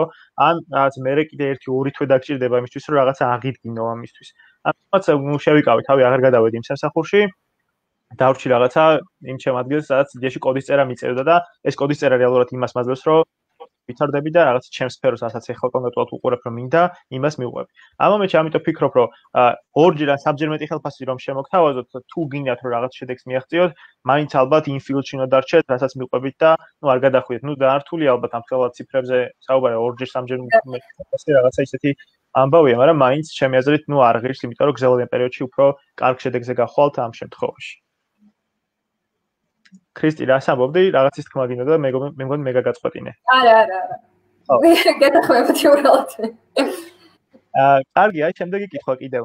აი გიორგი გვეკითხება, რამდენად მაღალია ბაზარზე კონკურენცია ფრონტ-ენდ დეველოპმენტის მიმართულებით და კონკრეტულად რა ტექნოლოგიას ითხოვენ კომპანიები? იქნებ ფრეიმვორკებზეც გვესაუბრა ცოტა. ძირითადად საქართველოში მაინც რატომღაც უფრო ითხოვენ Angular-ს, უფრო მეტად არის მოთხოვნა Angular-ზე რატომღაც. თუმცა, ზოგიერთი კომპანია ძირითადად უფრო Angular-ს ითხოვს, მაგრამ თუ ერთი ფრეიმვორკი იცი, ალბათ მეორეს გარჩევა არ გაგიჭირდება. და საქართველოს ფარგლებს გარეთ გქონდა ეგეთი გამოცდილება, ასე ვთქვათ, რომ რაღაც ასე ვთქვათ, უნდა მოგემზადებინა ფრეიმვორკებთან დაკავშირებით, რომელი გამოგვეყენებინა და რატო. და ნუ ისე მოხდა, რომ 7 ადამიანმა სხვადასხვა ქვეყნიდან ყველამ რეაქცია გამომახვიდა ყურადღება, რომ რეაქტი უფრო გვინდოდა, რომ ასე ვთქვათ, გაგვერჩია. და სამსახურებში მაგალითად frameworks ითხოვენ, რა თქმა უნდა, ხშირ შემთხვევაში ითხოვენ ხოლმე იმისთვის, რომ სრულყოფილი front-end developer იყო. თუმცა აი თუ სიტყვაზე განვიხილავთ markup-ის დონეზე, თუ მარტო markup-ერი იქნები, შეიძლება იცოდე HTML-ი, CSS-ის პრეპროცესორი, მაგალითად Bootstrap-ი და Git-ის გამოყენება იცოდე. და უშუალოდ framework-ები უკვე შეიძლება იყოს მაგალითად მარტო markup-ერი არ ქონდეს რაღაცა framework-თან, JavaScript-თან შეხება და თუ სიტყვაზე რომელიმე frameworks გამოიყენებ, ანუ თუ ერთი framework-ი იცი, მეორესაც მარტივად დაეუფლები ამის თქმა მინდა და მაგრამ უფრო რატომღაც მაინც უფრო Angular-ს ასე ვთქვათ, ანიჭებენ საქართველოში უპირატესობას. უფრო ხშირად პროექტები, რაც იწერება, ასე ვთქვათ, რა მოთხოვნაც არის ხოლმე კლიენტებიდან, უფრო რატომღაც Angular-ზე შეჯერდებიან ხოლმე და უფრო Angular-ზე. ნუ პირადად მე უფრო React-ს ვამჯობინებდი. მაგრამ რაღაც სწორად აღნიშნა თუ რომელიმე ერთ ენას ისწავლით, მე უკვე ძალიან გვიადვილდება სხვა ენების შესწავლაც. თუ თქვათ Angular-ი ვისწავლეთ, მე უკვე შეგვიძლია უფრო მარტივად ვისწავლოთ React-იც და ასე შემდეგ და კიდე სხვა ენებიც ავიცვათ. ყველაფერი არის დოკუმენტაციებში წარმოდგენილი, ბევრი რესურსი არის ნებისმიერი framework-ის შესასწავლად და აი თუ დოკუმენტაციებთან მეგობრობთ ისევ და ისევ დოკუმენტაცია დაგვეხმარება, რომ შევისწავლოთ ჯერ React-ი, მერე Angular-ი, მერე რაღაც სხვა და ასე შემდეგ. ხო, ძალიან რთულია ისე გააკეთო არჩევანი, რომელ ბანაკში უნდა გადახვიდე რა Angular-ში თუ React-ში, იმიტომ რომ რაღაც ორივე ძალიან გავს ერთმანეთს, ხო? თქვენზე გემოვნებაზე ისეც დამოკიდებული, მაგრამ რაღაც ის მიხარია, როცა ალბათ ორივეს ისწავლით, ხო, რაღაც დონეზე ორივე გეცოდინებათ და მერე თქვენითაც უკეთესად შეაფასებთ მაგ ამბავს. ანუ რა არის იცი ზოგი მაგალითად რაღაც ზოგს Angular-ი ამოწონს, ზოგს React-ი. ანუ მინუსებს და პლუსებს ყოველთვის მოძებნი თუ რაღაცაში ეძებ, ასე ვთქვათ. და თავი არის, ასე ვთქვათ, სწორად ვიყენებდეთ და ვის რომელი მოსწონს, ეგ ძალიან ინდივიდუალური არის. კი, ამაზე ძალიან ბევრი ბლოგი არის, მეგობრებო, შეგიძლიათ ნახოთ აი YouTube-ზე არის მაგალითად ჩემი ერთ-ერთი საყვარელი არხი არის CodeBiz Mosh, თუ იცით ეს ამას ჩავაგდებ. და აი მაგალითად Mosh-ი ხსნის, Mosh-ი არის ძალიან ცნობილი დეველოპერი. და ხსნის ძალიან კარგად და ადარებს თავის ერთ დიდი ბლოგი აქვს ამაზე მიწვნილი, რა განსხვავებებია Angular-სა და React შორის და ასეც იპოვით მილიონს, აი უშუალოდ ახლა Mosh-ზე რო არ გადახვიდეთ ხო და ის რო არ წაიკითხოთ, უბრალოდ რო განსხვავებთ რაღაც Angular with React, იპოვით აი უამრავ რესურს ამაზე. აბა ნახოთ ახლა შემდეგი კითხვები. კიდე ძალიან ბევრი რაღაცა დაიწერა აქ უკვე. აი გიორგი ეკითხება, გამარჯობა, რა სტაჟირების პროგრამები არსებობს, სადაც შესაძლებელია ჩაერთოს დამწყები front-end developer-ია. სტაჟირების პროგრამებისთვის Geolab-შიც არის, Geolab-ში არის სტაჟირება, Unilab-ში გვექნება front-end developer-ზე, development-ზე სტაჟირება და არის კიდე ძალიან ბევრი, მე ეს რაც ვიცი ახლა, აქ არის და არის კიდე ძალიან ბევრი სტაჟირების პროგრამები. თუნდაც აი წეგანაც ვახსენე, რომ თუ უშუალოდ სტაჟირების პროგრამას ვერ ვიპოვით, შეგვიძლიათ რომ ავიღოთ რომელიმე კომპანია და მივწეროთ ამ კომპანიას, რომ ჩვენ გვინდა თქვენთან სტაჟირების გავლა და მინდა რომ რაღაცა ჩავერთო და ვნახო როგორ მუშაობს რაღაცა გუნდი ერთდროულად და ისინი არ ამგონია რომ ესეთ რაღაც შეთავაზებაზე რომ ენთუზიასტი მოდი შენთან და გეუბნება რომ რაღაც გაკეთება უნდა ძირთადად არ ეუნებიან ხოლმე უარს რა გავლილი მაქვს ეს ერთი სტაჟირება მეც და არჩევს რა ვთქვამს უარი ხო დამისვეს გვერდზე და მითხრეს რომ იდეაში მოდი დაგუჯექი ოღონდ შენი სწავლი და დაგეხმარებით ყველაფერში და ძირთადად ესე ვართ ხოლმე სულ რა ხელოვნური ინტელექტზე ან რობოტებზე მუშაობაზე თუ გიფიქრიათ გოგოებო გიფიქრიათ ამაზე კი, ძალიან საინტერესოა. უბრალოდ მაგამდეც უნდა მივიდე. ძალიან საინტერესოა ხელოვნური ინტელექტი ძალიან მნიშვნელოვანია. თან ახლა უფრო და უფრო იხვეწება ეს თემა და კი, ჩემთვის პირადად ძალიან საინტერესოა და ახლა მომავალში გეგმავ მაგ თემაშიც უფრო დეტალურად რო გავერკვე. ხო, მეც იდეაში საბოლოოდ ალბათ მეც მივა მანდამდე, მაგრამ იქამდე ძალიან დიდი გზაა გასავლელი, იმიტომ რომ მე მინდა რომ რაღაც დეველოპმენტში ანუ ვებში მოვიხოდო რაღაცა, აი ჭარბში თქო მოვიხოდო, ხო? იმიტომ ძალიან ბევრი რაღაცა მაქვს სასწავლი აქ. კი. აბა შემდეგი კითხვა, კიდევ ერთი შეკითხვა. აი ხო, აი საინტერესო კითხვა არის. მოსულ იდეებს დავიწყებულ და მიგდებულ პროექტებს ან დასრულებულ კოდს არასრულყოფილებას როგორ უმკლავდებით? თუ უმკლავდებით საერთოდ და როგორ გრძნობთ და როგორ გრძნობებს და განცდებს გიჩენთო? მიგდებული პროექტები რა განცდებს გიჩენთ? მიგდებული ან ჩემს მიერ მიგდებული პროექტები, ასე ვთქვათ, ესეთი პროექტები, ანუ რაღაცას თუ ვიწყებ, მიმყავს ბოლომდე, ან არ ვიწყებ, ეს შუაგზაში არ მოყარს ხოლმე ზოგადად გაჩერება. და თუ ვინმეს მიგდებული პროექტი გამიგრძელებია, ეგ ცუდი არის ძალიან, იმიტომ რომ სხვის კოჩი ქეფა ზოგადად არ არის ასე ვთქვათ, სასიამოვნო მომენტი და იმის გასწორება უფრო მიჩემნი ახლიდან დავწერო ხოლმე, ვიდრე იმის დაწერილი გადავაკეთო. ანუ სხვისი მიგდებული გამიგრძელებია და მე არ მიმიგდია ჯერ არაფერი ასე ვთქვათ. მიყვარს რაღაც საქმის დაწყება და ბოლომდე მიყვანა. ანუ ესეთი რაღაცაც არ ხშირია ხომ სხვის კოჩი მუშაობა ისე ზოგადად არც ერთ დეველოპერს არ მოსწონს ხომ და ჯობია მართლა რომ თავინა გადაწერო ხოლმე რაღაცა და იმიტომ რომ ძირითადად არ არის ხოლმე რაღაცა კარგად დაწერილი და სტრუქტურირებული კოდი ან თუნდაც რომ იყოს იმის გარჩევას მაინც ამ ბევრი დრო მიაქვს და ნერვები მით უმეტეს. ხო, აი კიდე შემდეგი კითხვა არის აქვე. მე მაინტერესებს რამდენად გვირჩევთ ინდუელების ტუტუალების ფრონტენდის სწავლისასო. ირაკლი ძალიან კარგი კითხვა არის ეს. მე გირჩევდი რომ უყურო, იმიტომ რომ ინდოელების ზურგზე ვდგავართ დეველოპერები მართლა. ანუ ყოველი ახალი ვიდეო ტუტორიალი რომელსაც უყურებთ იწყება today I'm going to show you how to რაღაცა. How to code C++. და ოღონდ ანუ მომენტი აქ მხოლოდ ის არის რომ ინდური აქცენტი არ უნდა აიკიდო. იმიტომ რომ ხო ანუ ეს თუ აიკიდე, ანუ ვიცი ერთი მეგობარი მყავს, ირაკლი ნატარია გეცოდინებათ, რავი აქ მეგობრები მივიყურებ. მის ინგლისური არის ინდური. აი იმდენ ტუტორიალზე აქ ნაყურები, ხო? აი კიდე ერთი კითხვა, აბა. კიდე მაინტერესებსო, როგორ გავხდეთ იმ დონის პროფესიონალი, რომ Stack Overflow-ზე სხვების შეკითხვებს გავცეთ პასუხი. ხო, ამაზე რას გურჩევთ? ბევრი პროექტი უნდა გავაკეთოთ და ძალიან ბევრი პრობლემა უნდა გადავჭრათ და ბევრი გამოცდილება მივიღოთ და მე უკვე ჩვენ შეგვიძლია სხვებსაც გავუზიაროთ ჩვენი ცოდნა. აი მე კი. კი თქვი და მე მევიტყვი ბოლოს. კი და დავეხმაროთ პრობლემების გადაჭრაში. მე ესე ვფიქრობ, რომ ბევრი პროექტები და გამოცდილება არის საჭირო ამისთვის. აი მე ესეთი რაღაც შევამჩნიე Stack Overflow-ზე რა. როცა რაღაცას ვეძებ ხოლმე თუ რაღაცა პასუხი ვიპოვე, აუცილებლად იქ არის ხოლმე დოკუმენტაციები ჩანიკული ძირითადად და ასევე ერთი ამ ჩემი აზრით რაღაც კარგი რაღაც შევამჩნიე რა. ამ ადამიანებს ვინც პასუხს გვცემენ ხოლმე იქ რაღაც კითხვებზე, იმათ დაწერთ რაღაცა პასუხებს თუ აიღებთ და Google-ში ჩააკოპირებთ, ეს 80% ემთხვევა ხოლმე დოკუმენტაციის ტექსტს. ანუ რა გამოდის რომ იმ ტიპები ადგენენ დასილჩეს რაღაცები. ჩვენზე უკეთესად, ბევრად უკეთესად იპოვეს დოკუმენტაცია, იმაში ამოიკითხეს და მე ჩვენ ზარმაცებს ან ხალხს რეალურად ვისაც Google-ს უნარები ამდენად კარგად არ აქვს განვითარებული, იმას უკვე დაუწერეს ეს პასუხები. ანუ მომენტი ის არის რომ თუ გინდა რომ კარგი მოპასუხე გამოვდგეს Stack Overflow-ს და იქ უკვე ქულების დავაგროვოთ და რაღაცეები რაღაც ჩვენ ლეველით ავწიოთ, კარგი იქნება რომ ბევრი რაღაცები ვიკითხოთ, ბევრ რაღაცას გავესწროთ. აი გოგოებს დავეთანხმები რომ აუცილებელია რეალურად ძალიან ბევრი გამოცდილება მივიღოთ კოდის წერაში, ხო? ხო და მე უკვე რეალურად search-ის უნარებსაც აი ძალიან მარტივად გავიმჯობესეთ, იმიტომ რომ გვეცოდინება რაღაცა სად ვეძებოთ, თორე დღეს რეალურად ბევრი არავინ, ანუ როგორ რაღაცა დღეს არ გვჭირდება რომ ბევრი რაღაცა დავიმახსოვროთ. გვჭირდება რომ რეალურად უბრალოდ ვიცოდეთ რა სად ვეძებოთ ეს ყველაფერი და ეს არის სანდრო ასათიანის სიტყვები და დავისესხები ახლა ამ მომენტში. ხო, ეგ არის და ეგ. აბა შემდეგი კითხვას ვნახოთ ახლა, კიდე რა არის? კარგი, ეს თქვენი გასნობა შეიძლება კითხვებს გავატარებ.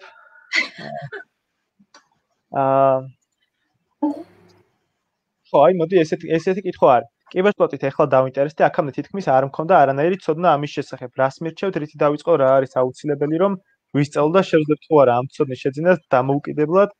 ხშირად მესმის ინტერნეტში ყველაფერიაო და რამდენად სწორია. კიბერსპორტი იდეაში დღეს ჩვენი სასაუბრო თემა არ არის ნატარი, მაგრამ ესეთი რაღაცა არის, ადრე მაქვს რაღაცა კვლევა წაკითხული მაგაზე, რომ 21 წლამდე შეგიძლია რომ კიბერსპორტში გახდე ყველაზე რაღაცა ცნობილი ასე მოთამაშე, იმიტომ რომ შენ თითები უფრო ჩქარა მუშაობს, რაღაცა უაზრო ის იყო რა კვლევა იყო, მაგრამ იმედია შენ კითხოს პასუხი გაეცა ამით. ნუ შეგიძლია დაიწყო. აი ლოლი არ დაიწყო, თორე ვერაფერს ვეღარ ითამაშებ მე. აი ალექსი გვეკითხება ახლა კიდე Google CEO-ზე და Microsoft-ის CEO-ზე. რა Google CEO-ს და Microsoft CEO-ს გადახედეთ და მიხვდებით უნდა უყუროთ თუ არა ინდუსტრიების ტუტორიალებს. ხო, ოკეი, ის კი. აბა კიდე კითხები თუ გაქვთ მეგობრებო, გამოუშვით და უპასუხებთ ამაზე. აი, კარგი კითხვა იყო ერთი, მეგობარ თუ დაუტოვები ხართო პროექტის მიმდინარეობისასო და კი, დაუტოვები ვარ, ოღონდ შუა პროექტში. ისე რომ ვერ გამოსროლები. ძალიან ცუდი მეგობარია. მეგობრობთ? გენდო მეგობრობთ, ოღონდ ალბათ არ ველაპარაკებოდი ცოტა ხანი. აი, დიზაინერებთან ურთიერთობაზე რომ გვესაუბროთო, გივი გვიწერს. ამაზე ვისაუბრეთ პრინციპში. თავიდან ცოტათი მიჭირდა დიზაინერებთან ურთიერთობა, თავიდან და მე უკვე ნელ-ნელა დავალაგეთ უფრო და უფრო ურთიერთობა და ამ მომენტისთვის კონკრეტულ კომპანიაში სადაც ვარ, ბევრად უფრო გამარტივებულია დიზაინერთან ურთიერთობა. სანამ მე ვიწყებდი ამ მიმართულებაში, ასე ვთქვათ, განვითარებას, თავიდან მიჭირდა დიზაინერთან კომუნიკაცია, როგორც გითხარით, ერთ გრით ჩამიმატებდა და რაღაცის გადაწყობა მიწევდა და ეს არ იყო ჩემთვის მარტივი. და ახლა უკვე, რა ვიცი, საკმაოდ მიმარტივდება დიზაინერებთან ურთიერთობა, პირიქით საინტერესოც არის, მე თვითონაც დავინტერესდი და რაღაც პერიოდი, ასე ვთქვათ, ცოტათი თავისუფალი დრო რომ მქონდა, დავიწყე XD-ში რაღაცების აწყობა. ძალიან მარტივი რაღაცების, თუმცა ანუ ინტერესიც კი გამიჩნდა დიზაინის მიმართულებით, იმიტომ რომ რაღაც ეს სფეროც საკმაოდ საინტერესოა და ახლა უფრო მიადვილდება კომუნიკაციაც და პირიქით, როცა რაღაცები მე თვითონაც გავაკეთე, უფრო მეტად მესმის მათიც. კი. ანუ მე მქონია ხოლმე დიზაინერებთან ძალიან მიჭირდა ხოლმე თავიდან ურთიერთობა. ნუ ეხლა რაღაც მომენტებში მიჭირს ხოლმე, მაგრამ მაინც ეხლა ვცდილობ ხოლმე რაღაც მომენტში გავუგო რა. მომენტი არის ხოლმე გამიწიე რა გვერდზე და დაწერილი აქვს რაღაცა 15 პიქსელი და შენ გაქვს 16 გვერდზე გაწეული და გედავება იმ ერთ პიქსელში, რომელსაც ვერავინ ვერ ხედავს, ვერც ერთ ეკრანზე და ვერც ერთ ვიუპორტზე, ვერც ტელეფონზე და ვერც ერთ, მაგრამ გედავება, იმიტომ რომ ის ერთი პიქსელი იმახოდა ხატა. ხო და ესეთი რაღაცა მირჩულებს ხოლმე მე დიზაინერთან ურთიერთობას და დიზაინერები გასწორებული რო გაქვს რაღაცა. აბა ის შემიძლია კონტეინერი რო გაქვს და აი გეუბნები რომ ეს უბრალოდ რაღაცა 1200 პიქსელია და არა ეს ცოტათი მეტია არა და შენი კოდი არ ტყუის და ნამდვილად 1200 პიქსელია, მაგრამ დიზაინერი ცოტა სხვადასხვა თვალით უყურებს და გეუბნება რომ არა ეს არ არის 1200 პიქსელი. აი ტესტერებზე, აი რადგან დიზაინერებთან ურთიერთობაზე წამოვიდა, ეხლა კიდე შემოვიდა ერთი კითხვა, ტესტერებთან როგორი ურთიერთობა გაქვს და გამსხვრევთ თუ არა სტერეოტიპებსო? ტესტერებთან სხვადასხვა რა არის, იცი, როდესაც რაღაცა tasks ვასრულებ, მე თვითონ ტესტავ და ბევრჯერ მე თვითონ ყოფილი ვარ საკუთარ თავის ტესტერი, ასე ვთქვათ და რაღაცა თუ არ მუშაობს, ასე ვთქვათ, არ ვატყუებ ხოლმე საკუთარ თავს. და ტესტერებთანაც ვერ ვიტყვი რომ რაღაცა ისეთი ცუდი ურთიერთობა მაქვს, პირიქით, ასე ვთქვათ, მუშაობის პროცესში უკვე იმ ტესტერის, ასე ვთქვათ, რაღაცა აღმოჩენებსაც თავისუფლად უმკლავდები მე და აღარ ბრაზდები რომ ეს რატო აღმოაჩინე, ან მაგალითად ვიზუალში რაღაცა ბაგი თუ გაქვს და ასე შემდეგ. ამაზეც უკვე ნაკლებად ამახვილებ ყურადღებას. თავიდან ყველაფერი შეიძლება უხეშად ჩანდეს, რომ გაეტარებინა ეს ბაგი რა მოხდებოდა, მაგრამ მე უკვე სამუშაო პროცესში რო იხედები, ანუ ისიც ვალდებულია რომ ბაგი აღმოაჩინოს და შენ კიდე შესაბამისად უნდა შეასწორო. ან ხშირად ყოფილა ხოლმე რომ დაარეფრეშე და გამოჩნდება ცვლილება და რაღაცა შენთან არ მუშაობს, ჩემთან მუშაობს და ესეთი რაღაცები ხშირად ყოფილა. თუმცა ესეც ჩვეულებრივი სამუშაო პროცესია და ეტაპობრივად მე უკვე ჩვეულებრივად ეჩვევი რომ იმან ეს უნდა გააკეთოს. კი. აი აქვე ერთი რადგან ტესტერებთან იდეაში მე როგორც ფრილანსერ შეხება ძირითადად არ მქონია, უფრო ალბათ კომპანიების წარმომადგენლებს აქვთ ხოლმე რა, კომპანიაში ვინც მუშაობენ და გუნდში არიან, იმათ უფრო აქვთ ხოლმე ეგეთ შეხება, მაგრამ ნუ ტესტერები არ მომწონს ხოლმე, რომლებიც აქ-ფორქსზე მხვდებიან. იმიტომ რომ საშინელ რაღაცებს პოულობენ ხოლმე, ანუ მართლა უსაშინელს რაღაცებს, აი არსად რო არასდროს არ გამოჩნდებოდა ალბათ და რაღაცა კონსოლში ერთ ერორს წერს, უბრალოდ ერორს წერს YouTube მილიონს, იმას რა ქვია, კონსოლში რო გადახვიდეთ, მაგრამ ნუ იმან მაინც ეს რაღაცა იყო და გამომასწორებინეს. ძალიან მაწვალეს, რაც იდეაში არაფერს არ აშავებდა, თავისთვის იყო საყვარლად იქ. მაგრამ ნუ მაინც საჭიროა რა თქმა უნდა ტესტერები. ან მე ჩემ კოდს ჩემი ტესტავ ხოლმე, მაგრამ მაინც ვფიქრობ, რომ სხვა უყურებს ხოლმე შენ კოდს, უფრო რაღაც და უფრო ბევრის აღმოჩენა შეუძლია, ამიტომაც ნუ აფასებ რა თქმა უნდა მათ საქმესაც და საჭირო ხალხია ნამდვილად. აქვე აი კითხვა არის უკვე უნილაბზე შემოვიდა კითხვა. უნილაბში მოხვედრა როგორ იქნება შესაძლებელი ილია უნის სტუდენტების გარდა სხვასაც თუ შეუძლია მოხვედრა და საფასური როგორ იქნება ზოგადადო. ნიკა, უნილაბში მოხვედრა შეიძლება ორნაირად, ერთი არის რომ გადაიხადო რაღაც საფასური და მოხვიდე გარედან, ანუ შეგიძლია იყო ილია უნის სტუდენტი და უნილაბის კურსები ან სტაჟირება გაიარო უფასოდ, ოღონდ ამით შორის არის განსხვავება R-ში ხდით ფულს, ილიონის სტუდენტებისთვის არის ეს ყველაფერი უფასო. ილიონის სტუდენტებისთვის, ამაზე უფრო დიდ ყურადღებას გავამახვილებ, რადგან უფასოზე რაღაც სხვა პირობები გვაქვს ამ შემთხვევაში.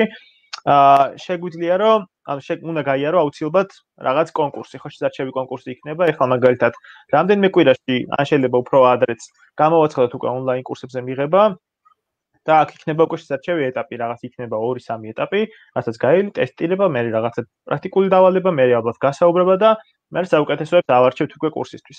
ასევე კურსის ილიონის გარეთ მსურველებისთვის მათ შეუძლიათ გადაიხადონ რაღაცა ფიქსირებული თანხა, ჩემთვის არ არის ჯერჯერობით ცნობილი ეს თანხა, ამიტომ აქვე გავაჟღერებ. თუმცა საიტზე მალევე გამოვქვეყნებთ ამ ფასებსაც და შეგიძლია რომ თვალი გვადევნო Facebook-ის საშუალებით და აუცილებლად ნახავთ ჩვენ პოსტებს ამის შესახებ. აი კითხვა შემოვიდა, აქვე ბარემ უცხოურ ბაზართან დამკვეთებთან და კომპანიებთან ჩვენი ქვეყნიდან რამდენად ხსნილია გზა პროგრამირებაში. მოგყვება, ჯერ მოდი თქვენი გამოცდილება გავაზიაროთ და მერე ვიტყვი ჩემსას. ხო, მე მაგალითად შარშან პრინციპში წელიწადნახევრის წინ ერთ-ერთი კომპანია აღმოვაჩინე Instagram-ზე სხვათა შორის და დავიწყეთ თანამშრომლობა, ასე ვთქვათ, React-ის სტაჟირება იყო და ჩვეულებრივად გავიარე გასაუბრება, როგორც ახლა ხდება უკვე каранტინის რეჟიმში ესე ონლაინ და დავიწყეთ თანამშრომლობა. ანუ საკმაოდ ხსნილია გზა, იმიტომ რომ არანაირი შეზღუდვა არ გაქვს, ჩვეულებრივად შეგიძლია დისტანციურად იმუშაო და იგივე Upwork-საც, როგორც ნუკრი მახსენა, ბევრი კომპანია არის წარმოდგენილი და შესაძლებელი არის ჩვეულებრივად თანამშრომლობა და თან ერთი პლუსი რაც აქვს ის Upwork-ზე მაგალითად საათობრივი ანაზღაურება და ზუსტად რამდენ საათსაც იმუშავებ, კონკრეტული ანაზღაურება გაქვს და ზედმეტ თუ იმუშავებ, ზედმეტი ანაზღაურება გაქვს და არ არის რაღაც ეს გაწერილი გრაფიკი 10-დან 7-მდე და ასე შემდეგ. ან რაღაც კონკრეტული შეთანხმება, რომ პროექტი ერთ თვეში უნდა ჩამოვარო. რამდენ საათსაც იმუშავებ, იმის მიხედვით არის ანაზღაურება და კარგი გამოცდილება, იმიტომ რომ უცხოურ ბაზარზე ცოტა სხვა სიტუაციაა საქართველოსთან შედარებით და უფრო მეტ გამოცდილებას იღებ და უფრო სხვანაირი თვალით აფასებ რაღაცებს. ანუ აქ საქართველოში სხვა სიტუაცია და განსხვავდება, რა თქმა უნდა, დამოკიდებულებაც და ბევრ დეტალში არის საკმაოდ სხვაობა. ამიტომ საზღვარგარეთ რამე პროექტში ჩართვის შესაძლებლობა თუ გაქვთ, თუნდაც სტაჟირება იქნება თუ რაღაც მოხალისეობრივი პროექტი ან მით უმეტეს დასაქმება, თავი არანაირად არ შეიკავოთ და პირიქით თქვენი შესაძლებლობები მაქსიმალურად გამოიყენოთ. კი ბატონო, გეთანხმები ამაში, მეც აბსოლუტურად. ჩემი გამოცდილება უცხოელთან მუშაობაში არც ისე დიდი არის, თუმცა მქონია რამდენიმე პროექტი ესე უცხოურად, Upwork-საც მიმუშავია. მოსახერხებელი არის რა? რასაც გეუნებიან რეალურად კონკრეტულად იმას აკეთებ და იმის მეტი თუ უნდა ვინმეს რო გააკეთოს, აუცილებლად ამაში გიხდიან, რაც აი კითხვას ერთ კითხვასაც გამოვეხმაურებ ბარემ ამ თემით. როცა გეუნებიან რომ აი ლოგო გამიდიდიან, გვერდზე გამიწია, აი ესეთ საკითხებს, რას უშვებითო რა? წინასწარ რაც არის შეთანხმებული, რეალურად მხოლოდ იმას აკეთებ უცხოურ ბაზარზე. ანუ ჩემი გამოცდილებიდან ესეთი რაღაცა არის. უცუდი გამოცდილება იქით არ მქონია და იმის იქით თუ იმეს რაღაც დაჭიროებია ხოლმე ყოველთვის მიხდიან ხოლმე დამატებით, ხო, ჩვეულებრივ საათობრივი ანაზღაურება იქაც მთლელი აქვს Upwork-ს თავისი ვინც იცით. იმაზე ითვლება საათობრივი ანაზღაურება და ჩვეულებრივად გიხდიან მაგაშიც. თუ იდეაში დამსაქმებელი უნამუსო გამოდგა, ალექსირო გადაიხადოს რაღაცეებში და უნდა რომ მაქსიმალურად გაგწუროს და ბევრი რაღაც ამოიღოს შენგან, შეგიძლია რომ მიწერო ეს ყველაფერი Upwork-ის ადმინისტრაციას და თვითონ რეალურად გიხდიან, პროექტი წყდება, შენ უკვე გაემშვიდობები შენ კლიენტს და არავინ არ რჩება უკვე წაგებული ამ ამბავში, არც შენი დამკვეთი და არც შენ უკვე ამ მომენტში. კიდე აი კარგი კითხვა არის აქ, გენდერული ბალანსი რამდენად დაცულია ამ სფეროშიო. ეს ცოტა ისეთი დიდი კითხვა არის, მაგრამ აი მოკლედ რო ათა შორის ადრე უფრო, აი როცა მე უნივერსიტეტში ვსწავლობდი, მაშინ ამ პროგრამირების მიმართულებით გოგოები უფრო ნაკლებად იყვნენ ხოლმე წარმოდგენილები, მაგრამ დღესდღეობით მაინც ჯერჯერობით ბიჭები ჭარბობენ მართალია, მაგრამ გოგოებიც საკმაოდ აქტიურად არიან ჩართულები. ნუ ადრე უფრო იყო ეს, ასე ვთქვათ, რომ აი დეველოპერი ქალი რატო. და დღესდღეობით ეს უფრო ნაკლებად და უფრო, ასე ვთქვათ, მეტი დეველოპერი ქალი არის წარმოდგენილი და ვფიქრობ, რომ გარკვეული პერიოდის მერე გათანაბრდება, ასე ვთქვათ, და ბალანსი ბოლომდე იქნება დაცული. ნამდვილად ასე. ადრე უფრო იყო ნაკლებად გოგო რომ რაღაც პროგრამირების მიმართულებით ყოფილიყო და ნუ ახლაც არის ხოლმე ზოგან ეგ სიტუაცია რომ რატო პროგრამირება, რა შენი საქმეა. რაღაცა სხვა რაღაცით რატო არ დაინტერესდი მაგალითად. ეგეთი ასე ვთქვათ დამოკიდებულება ზოგი ადამიანის მიერ არის ხოლმე, მაგრამ უფრო ნაკლებად ასე ვთქვათ. აი მე გამიგია რომ ბიჭის ტვინი უნდა. ბიჭის ბიჭის ტვინი ძალიან რაღაცნაირი ისეთი გამოთქმა იყო, მაგრამ მთელი ბავშვობა მესმოდა ხოლმე ეს რა. მას ტექნიკურ საგნებს და ეხლაც რავი ძალიან ბევრჯერ ხშირად გაიჟღერა უკვე ამ საკითხებმა. ანუ ჩემი აზრით ეხლა უკვე იმდენად აღარ არის, თუმცა მაინც ჭირდება რა თქმა უნდა ქალებს ამაში საპორტი, იმიტომ რომ ეს სტერეოტიპები მაინც არსებობს ჯერჯერობით და მაინც ჭირდება ძალიან ბევრ გოგოს მოტივაცია, რომ რაღაცა თავის სრული თვითრეალიზაცია მოახდინოს უკვე ამ სფეროში. იმიტომ რომ თუ დავაკვირდებით რეალურად ძალიან ცოტა გოგო არის პროგრამირებაში და ნელა კი იზრდება, მაგრამ მაინც ალბათ საჭიროა რაღაცა ნაბიჯების გადაგმა და ცოტათი მოტივაცია გოგონებისაც. აი ბოლო კითხვაც ეხა მეგობრებო, ჩვენი დრო იწურება უკვე და გავედით ეთერიდან. ლაივიდან. გამიდგება ძალიან წამყვანობა. აბა კითხვა არის ბოლო. აგრძელებთ თუ არა ურთიერთობას უნამუსო დამკვეთებთან და თუ აგრძელებთ თქვენ როგორ ინარჩუნებთ ნამუსო? ეგ არის ნაკრე. ანუ ამაზე დიდი გამოცდილება მაქვს მე, მაგალითად აი ბოლოს ძალიან მაწვალა ეგეთმა დამკვეთმა. და საბოლოოდ ისეთი იმ დონემდე მივედით, რომ ვიჭუბეთ მაგრად ფული არ გადამიხადა საიტის მოპარვა სადაც ჩან სერვერი შემიცვალა პაროლები რაღაცები, მაგრამ საიტს რო ვაკეთებ ხოლმე ბექდორი ყოველთვის მაქვს ხოლმე იმაში შეშენებული და გაუტეხე მაგათ ეს შემიგაკეთებული საიტი და მე ავდექიდე ჩემი სურათი დავაყენე მის დომენზე და 2 საათში დამირეკა და ჩამირიცხა ფულიც და წაიღო თავის საიტიც. რა თქმა უნდა ეგეთ ადამიანებთან არ აგრძელებ ურთიერთობას არანაირად. უნამუსო დამკვეთი რო არ შეგხვდეს ამისთვის ძალიან კარგი რჩევა იქნება ჩემგან რომ ადგეთ და თავიდანვე პროექტი ძალიან კარგად დაგეგმოთ რომ მე ბოლოში არ აღმოჩნდეს რაღაცები ან თქვენი საკეთებელი და თუ აღმოჩნდება რეალურად უთხრათ რომ რეალურად აი იცი რა ეს უკვე გაწერილი გქონდა ჩვენ და არ მეკუთვნის ამ ყველაფრის კეთება. ხო, ყველაფერი უნდა იყოს გაწერილი, ასე ვთქვათ, რა ეტაპზე რა უნდა შეასრულო, რამდენი უნდა იყოს იმისი ან შესაბამისი ანაზღაურება და ეტაპობრივად უნდა იყოს დაგეგმილი, იმიტომ რომ შენ თუ ვერ ჩაეტევი დედლაინში, ის მოგთხოვს პასუხს და შენს ანალოგიურად უნდა მოსთხოვო პასუხი, თუ კონკრეტულ დედლაინში რაღაც თანხა არ გადმორიცხა, ასე ვთქვათ და მე რაღაც ფოტოების აწვირთვა ნაკლებად მოგიწევს. ო, კი, ანუ ეს არის რაღაც ძალიან უკიდურესი რაღაცა, რაც მე გავუკეთე იმას, იმიტომ რომ ნუ ძალიან ცუდი რა მოპარვაცა და პრინციპში საიტს და თორე ეგეთ რაღაც არ გავუკეთებდი. კარგი, დავასრულოთ მაშინ მეგობრებო ჩვენი დღევანდელი ლაივი. ინბოქსში ველოდებით თქვენგან მომდენო საინტერესო თემებზე მესიჯებს და ამაზეც ვეცდებით რომ უკვე მომდენო ლაივებში ვისაუბროთ.